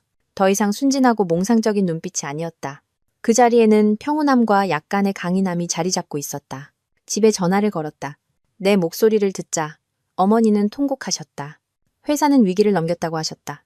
영빈 오빠는 기운을 차리고 일을 아주 잘 해내고 있다고 하셨다. 예린이는 여전히 민준 씨를 용서하지 않았다고 했다. 나는 한숨을 쉬었다. 각자의 상처에는 각자의 시간이 필요한 법이었다. 그리고 나는 여전히 그 여정 중에 있었다. 나의 새로운 삶은 이제 막 시작되었을 뿐이다. 파주에서의 삶은 그렇게 평온하게 흘러갔다. 나는 이곳의 느린 삶의 방식에 익숙해졌다. 아침 일찍 일어나 꽃에 물을 주고 산책하고 아침을 먹고 오후에는 단골 카페에서 책을 읽거나 부엌에서 빵 굽는 법을 연습했다. 밤에는 벽난로에 불을 피우고 연주곡을 들었다. 나는 다시 웃기 시작했다. 장미 화단이 만개했을 때, 쿠키를 성공적으로 구워냈을 때 짓는 작은 미소였다. 장마가 시작된 어느 오후 비가 추적추적 내렸다. 비 오는 파주는 서글플 정도로 아름다웠다. 나는 다시 단골 북카페를 찾아 창가 자리에 앉았다. 읽다만 소설책을 펼쳤다. 카페 안은 커피향과 헌책 냄새가 어우러져 아늑했다. 딸랑, 풍경 소리와 함께 카페 문이 열리고 한 남자가 젖은 우산을 털며 들어왔다. 그는 회색 터틀넥 스웨터에 평범한 면바지 차림이었다. 그는 뜨거운 블랙커피를 한 잔 주문하고는 자리를 찾기 위해 주위를 둘러보았다. 그리고 그의 시선이 내게 멈췄다. 그는 잠시 놀란 듯하더니 이내 정중하게 고개를 숙여 인사했다. 나도 당황하며 고개를 끄덕였다. 무척 낯이 익은 얼굴이었다. 그가 커피잔을 들고 내 테이블로 다가왔다. 심장이 조금 빨리 뛰었다. 나는 낯선 사람을 좋아하지 않았다. 실례합니다. 그가 입을 열었다. 목소리는 낮고 따뜻했다. 비가 너무 많이 와서 다른 테이블은 좀 젖었네요. 여기 앉아도 괜찮을까요? 둘러보니 오늘따라 카페는 한산했지만 그의 말대로 창가 쪽 다른 테이블들은 비에 젖어 있었다. 나는 작게 고개를 끄덕였다. 네, 그러세요. 그는 내 맞은편에 아주 정중한 거리를 두고 앉았다. 그는 나를 쳐다보지 않고 조용히 커피를 마시며 창밖의 빗줄기를 바라보았다. 침묵 속에서 나는 그가 더욱 낯익다고 느꼈다. 기억을 더듬던 나는 마침내 그를 떠올렸다. 혹시 이지훈 팀장님 아니세요? 내가 불쑥 말했다. 남자가 고개를 돌려 온화하게 미소 지었다. 이제 팀장은 아닙니다. 지난달에 조기 퇴직했거든요. 그런데 저를 알아보시는군요. 임국화 씨. 바로 그 사람이었다. 그날 밤 나타났던 그 경찰관. 강태하에게 수갑을 채우고 민준 씨가 팀장님이라 불렀던 사람. 하지만 오늘 제복을 입지 않은 그는 엄격한 모습 대신 온화하고 차분해 보였다. 생각보다 젊어 보였다. 나보다 10살 정도 많을까? 네, 알아봤어요. 내가 우물쭈물했다. 정말 우연이네요. 여기엔 어쩐 일로? 여기가 제 고향입니다. 이지훈 씨가 웃었다. 그 미소가 비 오는 날의 우울함을 씻어내는 듯했다. 어머니께서 여기에 사셔서 퇴직하고 모시고 살려고 내려왔습니다. 그는 사건에 대해, 강태하에 대해, 기준 씨나 미연 형님, 혹은 민준 씨에 대해 한마디도 꺼내지 않았다. 내가 왜 여기에 있는지 묻지도 않았다. 내가 가장 싫어하는 동정 어린 시선으로 나를 보지도 않았다. 그는 그저 우연히 만난 두 낯선 사람처럼 대화했다. 요즘 파주에 비가 많이 오네요. 그가 말했다. 여기 오신 지 오래되셨나요? 이 추위가 익숙지 않으시겠어요? 온 지 몇 달 됐어요. 나는 조금 긴장을 풀고 대답했다. 전 이 추위가 오히려 좋네요. 그러세요? 그가 고개를 끄덕였다. 저도 그렇습니다. 추위는 사람의 생각을 그리고 삶을 느리게 만들어주죠. 서울과는 다르게 말입니다. 우리는 날씨에 대해, 이 카페에 대해, 내가 읽고 있던 책에 대해 몇 마디 잡담을 나누었다. 그 역시 책을 좋아하는 사람이었다. 심지어 이 카페 주인 부부와는 어릴 때부터 알던 사이라고 했다. 대화는 길지 않았지만 이상하게도 마음이 편안했다. 이지훈 씨에게는 진솔하고 차분한 무언가가 있었다. 그의 곁에서는 방어적으로 움츠러들 필요가 없었다. 빗줄기가 조금씩 잦아들었다. 이지훈 씨가 시계를 보았다. 이제 어머니 저녁 차려드리러 가봐야겠습니다. 혼자 계시면 기다리실 텐데. 그는 일어서며 말했다. 다시 뵙게 되어 반갑습니다. 임국화 씨. 그리고 이렇게 평온한 상황에서 뵙게 되어 더 기쁘네요. 그는 미소와 함께 인사를 건네고 조용히 떠났다.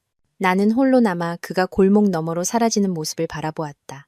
내 커피는 식어 있었지만 이상하게도 지난 몇 달간 얼음장처럼 차가웠던 내 심장에 아주 작은 온기가 느껴졌다. 아주 작은, 파주 오후의 빗속에서 피어난 작은 불꽃이었다. 그날 오후 이지훈 씨와의 우연한 만남은 이상하게도 나를 움츠러들게 하지 않았다. 아마도 그는 우리 가족의 가장 끔찍한 모습을 목격한 사람이기에 그 앞에서는 괜찮은 척할 필요가 없었기 때문일 것이다. 내가 얼마나 망가졌는지 그는 이미 알고 있었다. 그 후 며칠 동안 우리는 종종 우연히 마주쳤다. 시장에서 내가 어설프게 배추를 고르고 있으면 그는 옆 생선 가게에서 어머니 드릴 생선을 사고 있었다. 집으로 가는 언덕길에서 마주치기도 했다. 우리는 그저 고개를 끄덕이며 미소 지을 뿐이었다. 파주는 작았고 우연은 계속되었다. 어느 날 아침 나는 정원에서 바람에 쓰러진 울타리 기둥을 고치느라 낑낑대고 있었다. 서툰 솜씨에 망치는 기둥 대신 자꾸 내 손을 때렸다. 제가 좀 도와드릴까요? 등 뒤에서 낮고 따뜻한 목소리가 들려왔다. 깜짝 놀라 돌아보니 이지훈 씨였다. 그는 편안한 옷차림에 바구니를 하나 들고 있었다. 아, 지훈 씨. 여긴 어쩐 일이세요? 꽃이 좀 가져왔습니다. 그가 온화하게 웃었다. 어머니께서 댁 정원이 많이 비어 있다고 파주 땅을 그냥 놀리는 건 아깝다고 하시더군요. 그가 바구니를 내밀었다. 안에는 정성스럽게 포장된 씨앗 봉투 몇 개가 들어있었다. 그리고 울타리 때문에 고생하시는 것 같아서요. 나는 내 서툰 모습에 얼굴이 빨개졌다. 제가 이런 일은 영 서툴러서요. 괜찮습니다. 그가 말했다. 원래 이런 건 남자들이 하는 일이죠. 그는 내 대답을 기다리지도 않고 소매를 걷어붙였다. 내 손에서 망치를 받아들더니 몇 번의 강하고 정확한 망치질로 기둥을 바로 세웠다. 그는 정원을 한 바퀴 돌며 다른 기둥들도 단단히 고정하고 끊어진 철사도 묶어주었다. 그의 손은 크고 투박했지만 무척이나 능숙했다. 나는 그가 일하는 모습을 보며 나도 모르게 기준 씨와 비교했다. 기준 씨의 손도 아름다웠다. 건축가의 손답게 길고 깨끗했으며 설계도만 그리던 손이었다. 그 손이 나를 안아주었지만 동시에 미연 형님을 애무했다. 하지만 이 손, 은퇴한 경찰관의 이 손은 굳은 살이 박여 있었지만 내게 안정감을 주었다. 다 됐습니다. 그가 손을 털었다. 이제 웬만한 바람에는 끄떡없을 겁니다. 감사합니다. 내가 작은 목소리로 말했다. 집에 들어오셔서 따뜻한 생강차라도 한잔하고 가세요. 이지훈 씨는 거절하지 않았다. 그는 집으로 들어와 나무 의자에 앉았다. 나는 차를 내고 어제 구운 쿠키도 한 접시 내놓았다. 직접 구우신 겁니까? 향이 아주 좋네요. 그는 쿠키 하나를 집어 맛보았다. 정말 맛있습니다. 어머니께서 맛보시면 아주 좋아하시겠어요. 그럼 다음에 구울 때 아주머니 드릴 것도 좀 챙겨 드릴게요. 내가 서둘러 말했다. 그럼 정말 감사하죠. 그가 웃었다. 아, 그리고 어머니께서 전해달라고 하신 말씀이 있습니다.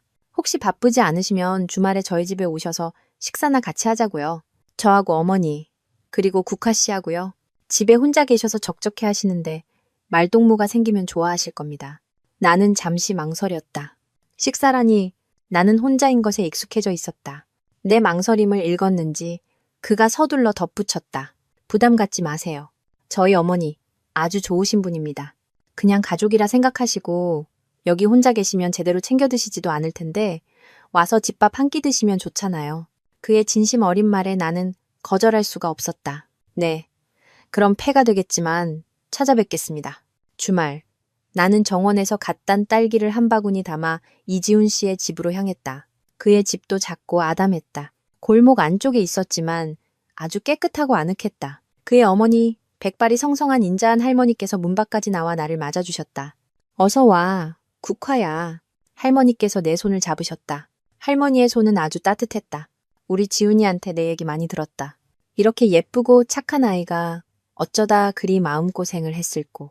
어서 들어오너라. 다 지난 일이다. 다 지난 일이다. 할머니의 그 가볍고 따뜻한 한마디에 코끝이 찡해졌다. 할머니는 아무것도 묻지 않고 과거를 들추지 않았다. 그저 나를 있는 그대로 받아주셨다. 그날 저녁 식사는 소박했다. 생선조림, 김치찌개, 나물 반찬이 전부였다. 하지만 지난 몇 달간 내가 먹었던 그 어떤 음식보다 맛있었다. 우리는 꽃 가꾸는 이야기, 날씨 이야기 등 시시콜콜한 이야기를 나누었다. 할머니는 지훈 씨의 어릴 적 개구쟁이 시절 이야기를 하셨고 지훈 씨는 그런 어머니를 놀렸다. 나는 그저 미소 지으며 앉아 있었다. 나는 깨달았다. 내 심장이 더 이상 얼어붙어 있지 않다는 것을. 그것은 다시 뛰고 있었고 온기를 느끼고 있었다. 그날 이후 나와 이지훈 씨는 더 자주 왕래했다. 연인으로서가 아니라 이웃이자 친구처럼. 그가 와서 전구를 갈아주면 나는 빵을 구워 그의 어머니께 가져다 드렸다. 가끔 그는 함께 숲길을 산책하자고 했다. 우리는 나란히 걸으며 별다른 말을 하지 않았다. 그는 자신이 해결했던 사건들에 대해 이야기했고 나는 내가 읽고 있는 책에 대해 이야기했다. 그는 결코 기준 씨에 대해 내 과거에 대해 묻지 않았다. 그는 그저 나의 사소한 현재의 기쁨에 대해 묵묵히 귀 기울여줄 뿐이었다. 어느 날 저녁 영빈 오빠에게서 전화가 왔다. 회사는 안정되었고 예린이는 여전히 민준 씨를 용서하지 않았다고 했다. 전화를 끊고 나니 마음이 무거웠다. 나는 추위 속에 웅크리고 테라스에 앉아 있었다. 늦게 귀가하던 이지훈 씨가 우리 집에 불이 켜져 있는 것을 보고 차를 멈췄다. 국화 씨, 왜 아직 안 주무시고 밖에 나와 계세요? 내가 돌아보았을 때 내 눈은 붉게 충혈되어 있었다. 나는 감정을 숨기지 않았다. 그는 무슨 일이냐고 묻지 않았다. 그저 조용히 집으로 들어가 따뜻한 생강차를 한 잔 타서 내게 건넸다. 그는 내 옆에 앉아 아무 말도 하지 않았다. 따뜻한 차를 마시면 좀 나아질 겁니다. 그가 한 말은 그것뿐이었다. 우리는 그렇게 1시간가량 말없이 앉아 있었다. 그는 묻지 않았고 나는 말하지 않았다. 하지만 그 침묵, 그 존재 자체가 가장 큰 위로였다. 그는 내가 혼자가 아니라는 것을 느끼게 해주었다. 그가 일어나 집으로 돌아가려 할 때 나는 나도 모르게 그의 손을 붙잡았다. 고마워요, 지훈 씨. 그가 돌아보았다. 노란 등불 아래 그의 눈은 깊고 따뜻했다. 그가 조용히 내 손 위에 자신의 손을 겹쳐 올렸다. 너무 생각 많이 하지 말고 어서 들어가서 자요. 다 괜찮아질 겁니다. 그는 부드럽게 내 손을 놓고 떠났다. 그날 밤 나는 몇 달 만에 처음으로 악몽 없이 깊은 잠을 잤다. 나는 알았다. 내 심장이 이 다정한 남자에게 진심으로 흔들리고 있다는 것을. 파주에 살면서 나는 서울을 거의 잊고 지냈다. 뉴스를 보지도 재계 소식에 관심을 갖지도 않았다. 나는 그저 나만의 평온한 세상 속에서 살고 싶었다. 그러던 어느 날 아버지에게서 전화가 왔다. 국화야, 잘 지내느냐? 아버지의 목소리는 한결 가벼워져 있었다. 네, 잘 지내요. 아버지는요? 다들 잘 계시죠? 회사는 괜찮아요? 그래, 괜찮다. 이제 다 괜찮아. 아버지가 긴 숨을 내쉬었다. 네게 전할 소식이 있어서 전화했다. 오늘 강태아 그놈 항소심 최종 판결이 나왔다. 심장이 멎는 듯했다. 잊으려 애썼지만 그 이름은 여전히 나를 떨리게 했다. 어떻게 됐어요, 아버지? 강태아, 아버지의 목소리에 희미한 희열이 섞여 있었다. 원심 그대로 무기징역이다. 사기, 횡령, 시장 교란, 그리고 25년 전 민준이 부모님 사고에 살인 교사 혐의까지. 그놈은 감옥에서 죽게 될 게다. 하늘의 그물이 마침내 그놈을 덮쳤어. 무기징역. 나는 의자에 털썩 주저앉았다. 기쁘지 않았다. 그저 거대한 공허함만이 느껴졌다. 한 사람의 인생, 하나의 제국이 탐욕 때문에 무너져 내렸고 그 과정에서 수많은 사람들의 인생을 함께 끌고 들어갔다. 나를 포함해서. 그럼 발기준 씨하고 최미연은요? 내가 떨리는 목소리로 물었다. 발기준은? 아버지가 잠시 머뭇거렸다. 사기 횡령 공범 혐의로 징역 15년. 최미연은 비슷한 혐의지만 임신 중이었고 수사에 협조한 점이 참작되어 징역 8년을 선고받았다. 아이는 교도소에서 나왔다고 하더구나. 15년 8년. 배신의 대가였다. 국화야, 내 말 듣고 있니? 내 침묵에 아버지가 걱정스럽게 물었다. 네, 듣고 있어요. 내 목소리는 갈라져 있었다. 이제 다 끝난 거네요, 아버지? 정말로 모든 게 끝난 거네요. 그래, 딸아. 아버지의 목소리도 감격에 젖어 있었다. 끝났다. 아기는 벌을 받았어. 이제 우리 가족이 다시 살아갈 시간이다. 너는 거기서 마음은 좀 추슬렀느냐? 언제쯤 돌아올 거니? 아직 잘 모르겠어요. 여기에 좀 더 있고 싶어요. 알겠다. 네 마음 편한 대로 하거라. 이제 모든 짐을 내려놓아도 된다. 전화를 끊고 만개한 장미정원을 멍하니 바라보았다. 15년. 기준 씨는 올해 35. 그가 출소하면 50살이 된다. 인생의 절반. 문득 구치소에서 들었던 그의 뒤늦은 고백이 떠올랐다. 어떤 순간에는 진심으로 당신을 사랑했어. 한숨이 나왔다. 그가 정말로 나를 사랑했든 아니든 15년이라는 대가는 너무나 컸다. 탐욕은 모든 것을 불태웠다. 만약 존재했다면 사랑마저도 그리고 그의 미래마저도 나는 더 이상 그를 미워하지 않았다. 그저 연민이 느껴졌다. 스스로 잘못된 길을 선택한 한 인간의 삶이 가여웠다. 그날 저녁, 나는 정성껏 저녁 식사를 준비했다. 그리고 이지훈 씨의 집으로 가져갔다. 강태하를 법의 심판대에 세우는데 가장 큰 공을 세운 그에게 이 소식을 전하고 싶었다. 내 이야기를 듣고 이지훈 씨는 그저 평온한 얼굴로 고개를 끄덕였다. 정의가 실현되었군요. 그가 담담하게 말했다. 민준이 부모님께서도 이제 편히 눈을 감으실 수 있겠네요. 기쁘지 않으세요? 내가 물었다. 이 사건을 수년간 추적해 오셨잖아요. 이지훈 씨가 나를 보며 고개를 저었다. 기쁘지 않습니다, 국화 씨. 저는 경찰입니다. 제 일은 범인을 잡는 것이죠. 사건이 종결되면 임무를 완수했다는 안도감을 느낄 뿐입니다. 악인이 벌을 받는 것은 당연한 이치이지 축하할 일은 아닙니다.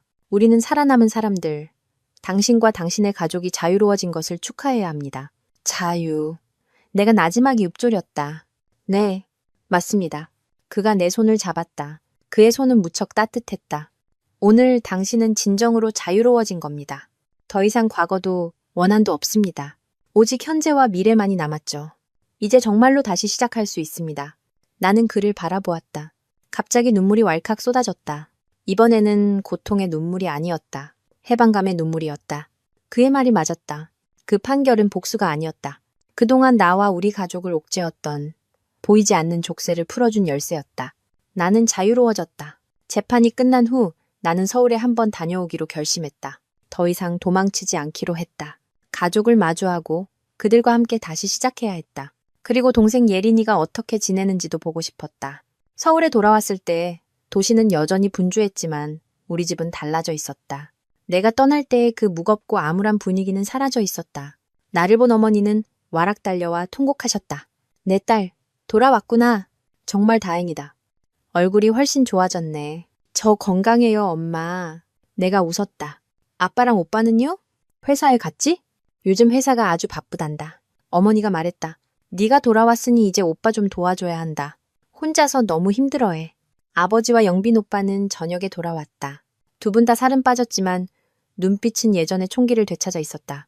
특히 영빈 오빠는 더 이상 과거의 순정적인 모습이 아니었다. 그는 훨씬 더 진중하고 과묵하고 결단력 있어 보였다. 그날 저녁 식사 후 나는 영빈 오빠와 베란다에 앉았다. 네가 돌아와서 다행이다. 영빈 오빠가 담배를 한 모금 깊이 빨아들였다. 회사에 믿을 만한 재무 관리자가 필요해. 네가 다시 맡아줘. 네? 나는 놀랐다. 네가 안 하면 누가 하겠냐. 오빠가 나를 보았다. 우린 이제 외부 사람을 믿을 수가 없어. 국화야. 우리 가족, 이제 이게 전부야. 네가 돌아와야 해. 나는 고개를 끄덕였다. 알았어요, 오빠. 돌아올게요. 그런데 오빠는 괜찮아요? 영빈 오빠는 내가 무엇을 묻는지 알았다. 그는 연기를 길게 내뿜었다. 괜찮아. 그가 말했다. 처음엔 미웠지. 뼈에 사무치도록 미웠어. 그 여자도, 그 자식도. 그런데 지치더라. 미워하는 것도 힘든 일이더군. 그가 나를 돌아보았다. 그거 알아? 그 여자가 감옥에서 아이를 낳았다는 소식을 들었을 때 더 이상 증오심이 들지 않더라. 그냥 가여웠어. 그 아이가. 아무 죄도 없는 그 아이가. 태어나자마자 아버지가 누군지도 모르고 죄수인 어머니를 뒀으니. 그럼 용서한 거예요? 용서라. 영빈 오빠가 옅게 웃었다. 그건 아니야. 내가 그렇게 대단한 사람은 못 돼. 그냥 놓아준 거지. 내 인생을 그런 가치 없는 인간에 대한 증오로 묶어두고 싶지 않았어. 이혼 서류는 제출했고 이제 회사에만 집중할 거야. 부모님도 연로하시니 내가 짊어져야지. 나는 오빠를 보며 안쓰러우면서도 자랑스러웠다. 오빠는 그 치명적인 상처를 딛고 진정으로 성장해 있었다. 그럼 예린이는요? 내가 물었다. 예린이랑 민준 씨는 어떻게 지내요? 예린이 이야기가 나오자 영빈 오빠가 한숨을 쉬었다. 여전해. 그 아이. 여전히 자기 방에 틀어박혀 지내. 회사 갔다가 집에 오면 누구와도 말 한마디 안 해. 민준이는 밖에서 지내면서 매일 회사에 나와 아버지와 나를 묵묵히 도와주고 있고 그는 좋은 사람이야. 국화야. 우리 가족이 그에게 너무 큰 빚을 졌어. 예린이가 너무 고집이 세. 오빠가 고개를 저었다. 이해를 못하는 건지 안 하는 건지 나는 내가 나서야 할 때라는 것을 알았다. 다음 날 아침 나는 예린이의 방문을 두드렸다. 문을 연 예린이는 나를 보자 경악하더니 이내 와락 달려와 울음을 터뜨렸다. 언니, 보고 싶었어. 나도 보고 싶었어. 나는 아이의 머리를 쓰다듬었다. 예린이는 젓가락처럼 말라 있었고 눈은 퀭했다. 나는 아이를 침대에 앉혔다. 예린아, 언제까지 이럴 거야? 나도 몰라. 아이가 고개를 숙였다. 너 아직 민준 씨 사랑하지? 내가 단도직입적으로 물었다. 예린이가 움찔하며 고개를 들었다. 나 몰라. 미워? 그 사람이 날 속였어. 자기 복수 계획에 나를 이용했단 말이야. 나도 속았어. 내가 담담하게 말했다. 나는 발기준에게 3년 동안 완벽하게 속았지. 그는 돈과 지위 때문에 날 속였지만 민준 씨는 그래, 그도 널 속였어. 하지만 그 거짓말은 자기 부모님의 원수를 갚기 위해서였어. 그리고 그 모든 과정 속에서 널 사랑한 건 진심이었어. 언니가 어떻게 알아? 그게 진심인지. 예린이가 소리쳤다. 만약 널 사랑하지 않았다면 내가 아이의 어깨를 잡았다. 만약 이 가족을 자기 가족이라고 생각하지 않았다면 그는 강태하가 우리 회사를 삼키는 걸 그냥 내버려 뒀을 거야. 오빠와 내가 모든 걸 잃고 길거리에 나앉는 걸 그냥 지켜봤을 거라고. 우리 가족이 산산조각 나는 걸 보며 희열을 느꼈을 수도 있어. 하지만 그는 그러지 않았어. 우리를 지키는 길을 택했단 말이야. 아직도 모르겠니? 예린이는 경악한 표정으로 눈물이 그렁그렁한 채 나를 바라보았다. 예린아, 나는 동생을 껴안았다. 우린 모두 피해자야. 나는 남편을 잃었고 오빠는 아내를 잃었어. 하지만 넌 우리보다 운이 좋아. 넌 널 진심으로 사랑하는 남편이 있잖아. 과거의 잘못, 완벽하지 못했던 시작 때문에 그렇게 좋은 사람을 잃지 마. 평생 그 사람이 널 기다리게 할 셈이야? 예린이는 내 품에서 통곡했다. 그날 저녁, 나는 민준 씨에게 전화해 집으로 오라고 했다. 민준 씨가 들어섰을 때 집안은 조용했다. 그는 야위고 지쳐 보였지만 눈빛은 여전히 단단했다. 예린이가 위층에서 내려왔다. 아이는 민준 씨와 마주 섰다. 그들은 서로를 바라보았다. 하고 싶은 수천 마디 말이 목구멍에 걸려 나오지 않는 듯했다. 예린아. 민준 씨가 떨리는 목소리로 아내의 이름을 불렀다. 예린이는 아무 말도 하지 않았다. 그저 다가가서 민준 씨의 가슴을 주먹으로 쿵쿵 내리쳤다. 나쁜 사람, 거짓말쟁이. 아이는 울면서 주먹질을 했다. 왜 나한테 그랬어? 왜? 민준 씨는 피하지 않았다. 그는 가만히 서서 모든 것을 받아냈다. 예린이가 쏟아내는 모든 분노와 고통을. 예린이가 지쳐서 더 이상 때릴 힘도 없어지자 민준 씨는 조용히 아이를 품에 끌어안았다. 짠누이, 미안해. 그가 속삭였다. 미안하다. 예린아, 내 남은 평생을 다해 내게 갚을게. 날 용서해주겠니? 예린이는 그의 품에서 기절할 듯 울었다.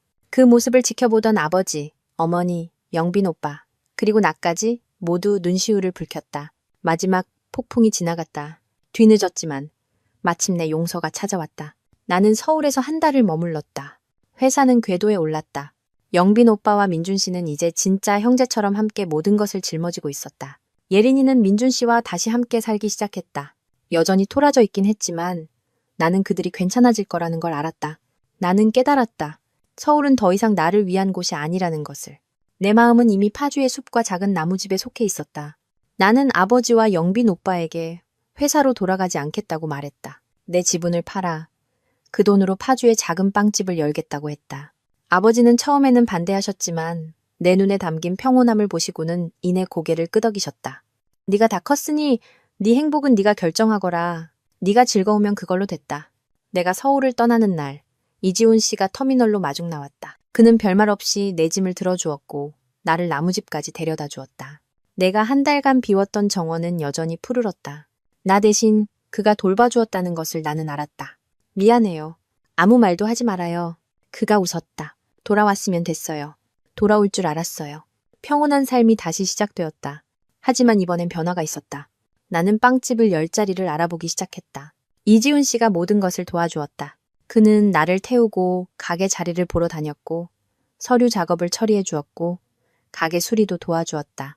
그는 여전히 말없이 묵묵하게 그러나 더없이 세심하게 내 곁을 지켰다. 어느 날 오후 가게 수리가 거의 끝나갈 무렵 그가 호수공원에 산책을 가자고 했다. 해질녘의 호수는 한 폭의 수묵화처럼 아름다웠다. 물 한 개가 피어오르고 있었다. 우리는 호숫가 오솔길을 걸었다. 빵집 이름은 정했어요? 그가 불쑥 물었다. 나는 잠시 생각했다. 아직요. 아마 평온 베이커리라고 할까 봐요. 평온? 그가 되뇌었다. 좋은 이름이네요. 국화 씨하고 잘 어울려요. 우리는 말없이 잠시 더 걸었다. 그리고 그가 멈춰 섰다. 나를 돌아보는 그의 눈빛이 오늘따라 사뭇 달랐다. 진지했고 긴장감이 서려 있었다. 국화 씨. 그가 내 이름을 불렀다. 목소리가 조금 떨렸다. 네? 내가 그를 보았다. 이지훈 씨가 심호흡을 했다. 그는 내 눈을 똑바로 바라보았다.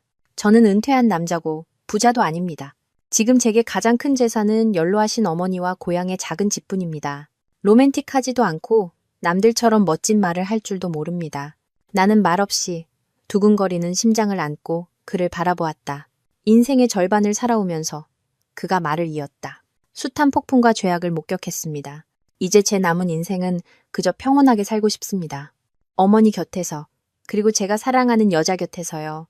그가 진심 어린 눈으로 나를 보았다. 당신도 당신 인생의 폭풍을 지나왔습니다. 당신은 행복할 자격이 있습니다. 국화 씨. 그가 코트 주머니에서 작은 벨벳 상자를 꺼냈다. 상자를 열자 안에는 은반지 하나가 들어있었다. 작은 옥색 보석이 밝힌 아주 단순하지만 품이 있는 반지였다. 국화 씨. 그의 목소리가 메었다. 우리 남은 인생, 서로의 곁에서 평온하게 함께 보내주지 않겠습니까? 저와 결혼해 주시겠어요? 세상에, 나는 그 자리에 얼어붙었다. 단 한 번도 이런 날을 상상해 본 적이 없었다. 나는 평생 이렇게 혼자 살 거라고 생각했다. 눈물이 왈칵 쏟아졌다. 나는 내 앞에 서 있는 남자를 보았다. 그는 기준 씨처럼 화려하게 잘생기지도 부유한 미래를 약속하지도 않았다. 그에게는 오직 진심과 차분함, 그리고 따뜻한 마음뿐이었다. 그가 바로 내가 찾던 평온이었다. 나는 아무 말도 하지 못하고 눈물 속에서 그저 고개를 끄덕였다. 이지훈 씨가 웃었다. 내가 본 그의 미소 중 가장 환한 미소였다. 그는 떨리는 손으로 반지를 꺼내 내 약지에 끼워주었다. 꼭 맞았다. 그는 나를 품에 끌어안았다. 열정적이기보다는 소중하고 단단한 포옹이었다. 고마워요. 그가 내 귓가에 속삭였다. 파주의 보랏빛 황혼 아래 고요한 호숫가에서 나는 내 인생의 안식처를 찾았다. 그날 황혼 속의 고갯짓은 내 인생의 새로운 장을 열었다. 내가 감히 꿈꾸지도 못했던 장이었다. 나와 이지훈 씨는 서두르지 않았다. 우리 둘 다 상처를 겪고 쓴맛을 본 사람들이었기에 행복은 요란한 과시가 아니라 진심으로 차근차근 쌓아 올려야 한다는 것을 알고 있었다. 청혼 후 우리가 가장 먼저 한 일은 빵집을 여는 것이었다. 평온 베이커리는 어느 겨울 아침 문을 열었다. 날은 쌀쌀했지만 햇살은 눈부시게 따뜻했다. 언덕 위에 자리 잡은 작은 빵집은 크림색으로 칠해졌고 창문은 민트색이었다. 밖에는 내가 키운 페투니아 화분을 걸어두었다. 안에는 소박한 원목 테이블 5개가 전부였다. 버터, 우유, 바닐라 향과 갓 내린 커피 향이 어우러져 공간을 따뜻하게 채웠다. 나는 요란한 홍보를 하지 않았다. 나의 첫 손님은 지훈 씨의 어머니, 북카페 주인 부부, 그리고 이웃 아주머니들이었다. 지훈 씨의 어머니는 동네방네 자랑하고 다니셨다. 우리 며느리가 만드는 빵이 파주에서 제일 맛있어. 덕분에 내 작은 빵집은 언제나 아늑하고 정겨웠다. 사람들은 빵을 먹고 차를 마시러 올 뿐만 아니라 조용한 구석을 찾아 책을 읽거나 그저 창밖 계곡을 바라보기 위해 찾아왔다. 나는 이른 새벽부터 반죽하고 빵을 굽고 음료를 만들며 바쁘게 보냈다. 비싼 와인잔을 잡던 손은 이제 언제나 밀가루가 묻어 있었다. 하지만 나는 행복했다. 내 손으로 직접 일궈낸 진짜 행복이었다. 지훈 씨는 아침에 어머니를 모시고 산책을 다녀온 후 빵집에 들르곤 했다. 그는 별말 없이 낡은 꽃병에 장미를 갈아주거나 깜빡이는 전구를 고치거나 무거운 밀가루 포대를 창고로 옮겨주었다. 그는 내 빵집의 말없는 영웅이었다. 개업 한 달 후 서울에서 온 가족이 찾아왔다. 부모님, 영빈 오빠, 그리고 예린이와 민준 씨까지. 고급스러운 7인승차가 내 작은 빵집 앞에 멈춰섰다. 차에서 내린 아버지는 경악했다. 앞치마를 두르고 머리를 대충 묶고 땀 흘리며 바쁘게 움직이는 딸의 모습을 믿을 수 없다는 듯 바라보셨다. 국화야, 네가. 나는 환하게 웃으며 달려가 부모님을 껴안았다. 어서 오세요. 우리 가족은 작은 빵집 안에서 옴짝달싹 못했다. 이제 흥진그룹의 부사장이 된 영빈 오빠는 천장에 머리가 닿을까봐 허리를 숙여야 했다. 동생.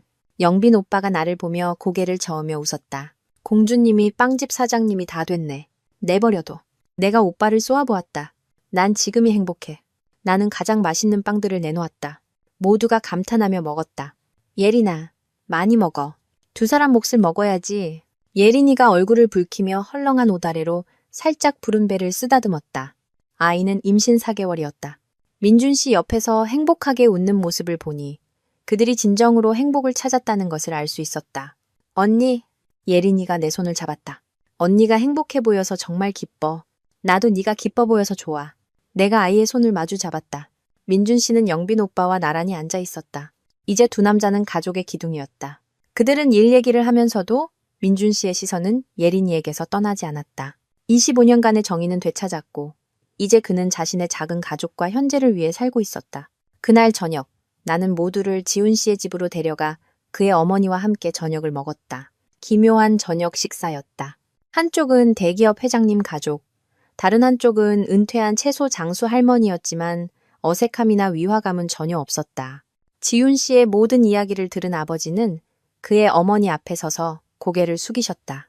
어머님, 아버지의 목소리는 감격에 젖어 있었다. 저희 가족이 어머님께 큰 신세를 졌습니다. 지훈 씨를 이렇게 정직하고 올바른 남자로 키워주셔서 감사합니다. 그 아이가 아니었다면 저희 가족은 풍비박산 났을 겁니다. 지훈 씨의 어머니가 황급히 아버지를 부축했다. 임 회장님, 무슨 말씀을 그리 하십니까? 우리 지훈이는 그저 옳은 일을 했을 뿐입니다. 그리고 국화, 이 아이는 참 좋은 아이입니다.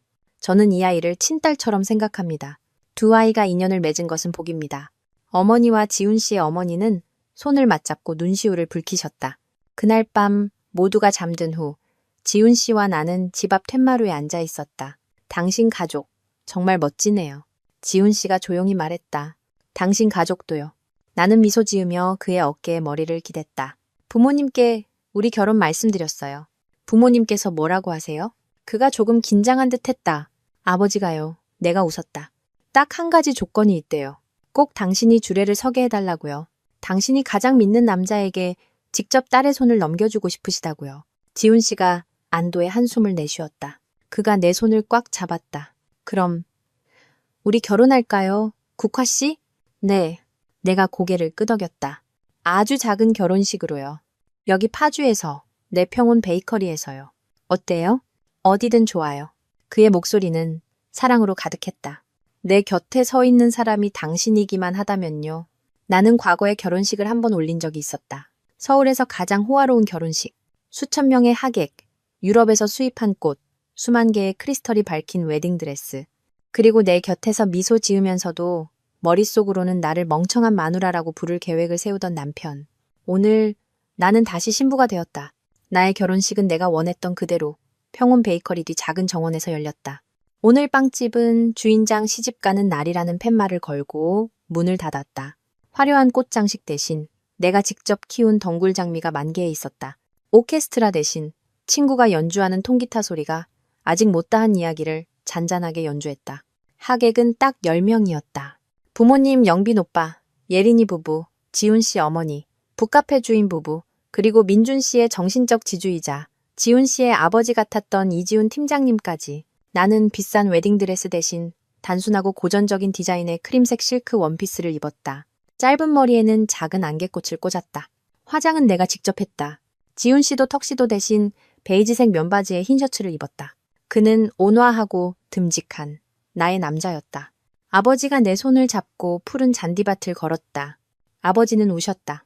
내 손을 꽉 잡으며 말씀하셨다. 국화야, 이번에는 네가 옳은 선택을 했다고 아빠는 믿는다. 부디 행복해야 한다. 딸아. 네, 아빠. 저 행복할게요. 내 눈에도 눈물이 고였다. 아버지는 내 손을 지훈 씨에게 넘겨주셨다. 그가 내 손을 단단하고 따뜻하게 잡았다. 우리는 장미 덩굴 아래 섰다. 줄에는 아버지와 이지훈 팀장님께서 함께 서주셨다. 팀장님이 우리를 보며 미소 지으셨다. 저는 너무나 많은 비극을 목격해 왔습니다. 오늘 이렇게 온전한 행복을 목격하게 되어 참으로 기쁩니다. 지훈아, 국화야. 두 사람은 인생의 폭풍을 지나왔으니 이제 서로의 손을 잡고 평온하게 살아가거라. 아버지가 헛기침을 하셨다. 이지훈 서방, 내가 국화 자네에게 맡기네. 내게는 금지옥엽 같은 딸이지만 너무나 많은 상처를 받았지. 부디 진심으로 사랑해주게. 지훈 씨가 아버지를 보고 그리고 나를 보았다. 그가 단호하게 말했다. 아버님 걱정 마십시오. 국화 씨에게 물질적으로 풍요로운 삶을 약속드리지는 못합니다. 하지만 제 남은 평생 그녀에게 평온을 선물하겠다고 약속드립니다. 다시는 그 누구도 그녀에게 상처 주지 못하도록 하겠습니다. 그가 나를 돌아보았다. 국화 씨, 저와 결혼해 주겠습니까? 나는 그를 보았다. 행복의 눈물이 뺨을 타고 흘렀다. 네, 그럴게요. 지훈 씨가 웃으며 내 손에 결혼 반지를 끼워 주었다. 여전히 그 단순한 은반지였지만 오늘 그의 손에는 나와 똑같은 반지가 하나 더 있었다. 그리고 당신 내가 그를 보았다. 내가 가장 어두웠을 때 찾아와줘서 고마워요. 내 상처를 인내심 있게 치유해줘서 고마워요. 나의 안식처가 되어줘서 고마워요. 당신의 아내가 될게요. 지훈 씨가 나를 품에 끌어안고 입을 맞췄다. 열정적이지 않았지만 숨결 하나하나까지 진심이 담긴 부드럽고 따뜻한 키스였다. 어머니, 지훈 씨의 어머니, 그리고 예린이까지 모두 울었다. 영빈 오빠와 민준 씨는 서서 박수를 쳤다. 웃음소리와 울음소리가 파주의 아침 햇살 속에서 하나가 되었다. 예식이 끝나고 작은 파티가 열렸다. 모두가 둘러앉아 내가 구운 빵을 먹고 차를 마셨다. 영빈 오빠가 지훈 씨의 팔을 끌었다. 매제, 이제부터 국화는 우리 식구야. 괴롭히기만 해봐. 나한테 죽어. 지훈 씨는 그저 웃었다. 감히요. 제가 괴롭힘 당할까봐 걱정입니다. 예린이와 민준 씨가 내게 다가왔다. 언니? 예린이가 나를 안았다. 정말 축하해. 언니를 보니까 나도 사랑에 대한 믿음이 더 생기는 것 같아. 민준 씨가 고개를 끄덕였다. 누나는 행복할 자격이 있습니다. 황혼이 질 무렵 파티가 끝났다. 부모님과 오빠네 가족은 서울로 돌아가야 했다. 며칠 더 놀다 가세요, 아빠. 내가 아버지의 손을 붙잡았다. 됐다, 딸아. 아버지가 웃으셨다. 회사 일이 산더미다. 이제 네가 없으니 영빈이가 날 더 부려먹을 게다. 너는 여기서 남편이랑 행복하게 잘 살아. 가끔 우리 보러 내려오면 그걸로 됐다. 나는 차를 떠나보냈다. 멀어지는 차를 보며 나는 과거의 한 장이 완전히 닫혔음을 알았다. 3년 후 평온 베이커리는 여전히 그 자리에 있었다. 하지만 뒤뜰에는 이제 튼튼한 울타리가 쳐져 있었다. 아나, 거기 가면 안 돼! 넘어져! 나는 나비 뒤를 쫓아 아장아장 걷는 곱슬머리 작은 아이를 뒤쫓으며 소리쳤다. 아이는 나와 지훈 씨의 딸이었다. 내버려둬, 여보. 지훈 씨가 집에서 나오며 아이를 번쩍 안아들었다. 곧 비 오겠다. 집에 들어가자 우리 딸. 그는 아이의 뺨에 입을 맞추고 내게도 입을 맞췄다. 여전히 첫날처럼 따뜻한 키스였다. 휴대폰이 울렸다. 예린이었다. 언니, 이번 주말에 우리 가족 다 같이 올라갈게. 우리 태윤이가 아니 보고 싶다고 난리야. 그래, 어서 와. 와서 치즈케이크 먹고 가. 나는 전화를 끊고 미소 지었다. 내 삶은 이제 빵집, 남편, 아이, 그리고 가족이라는 소박한 것들로 채워져 있었다. 계곡 너머를 바라보았다. 여름비가 내리기 시작했다. 마음이 이상할 정도로 평온했다. 나는 깨달았다. 행복이란 폭풍 없는 삶이 아니라 모든 폭풍이 지나간 후 내가 속할 곳이 어디인지 아는 것이라는 것을. 그리고 나는 내 인생의 평온한 안식처를 찾았다.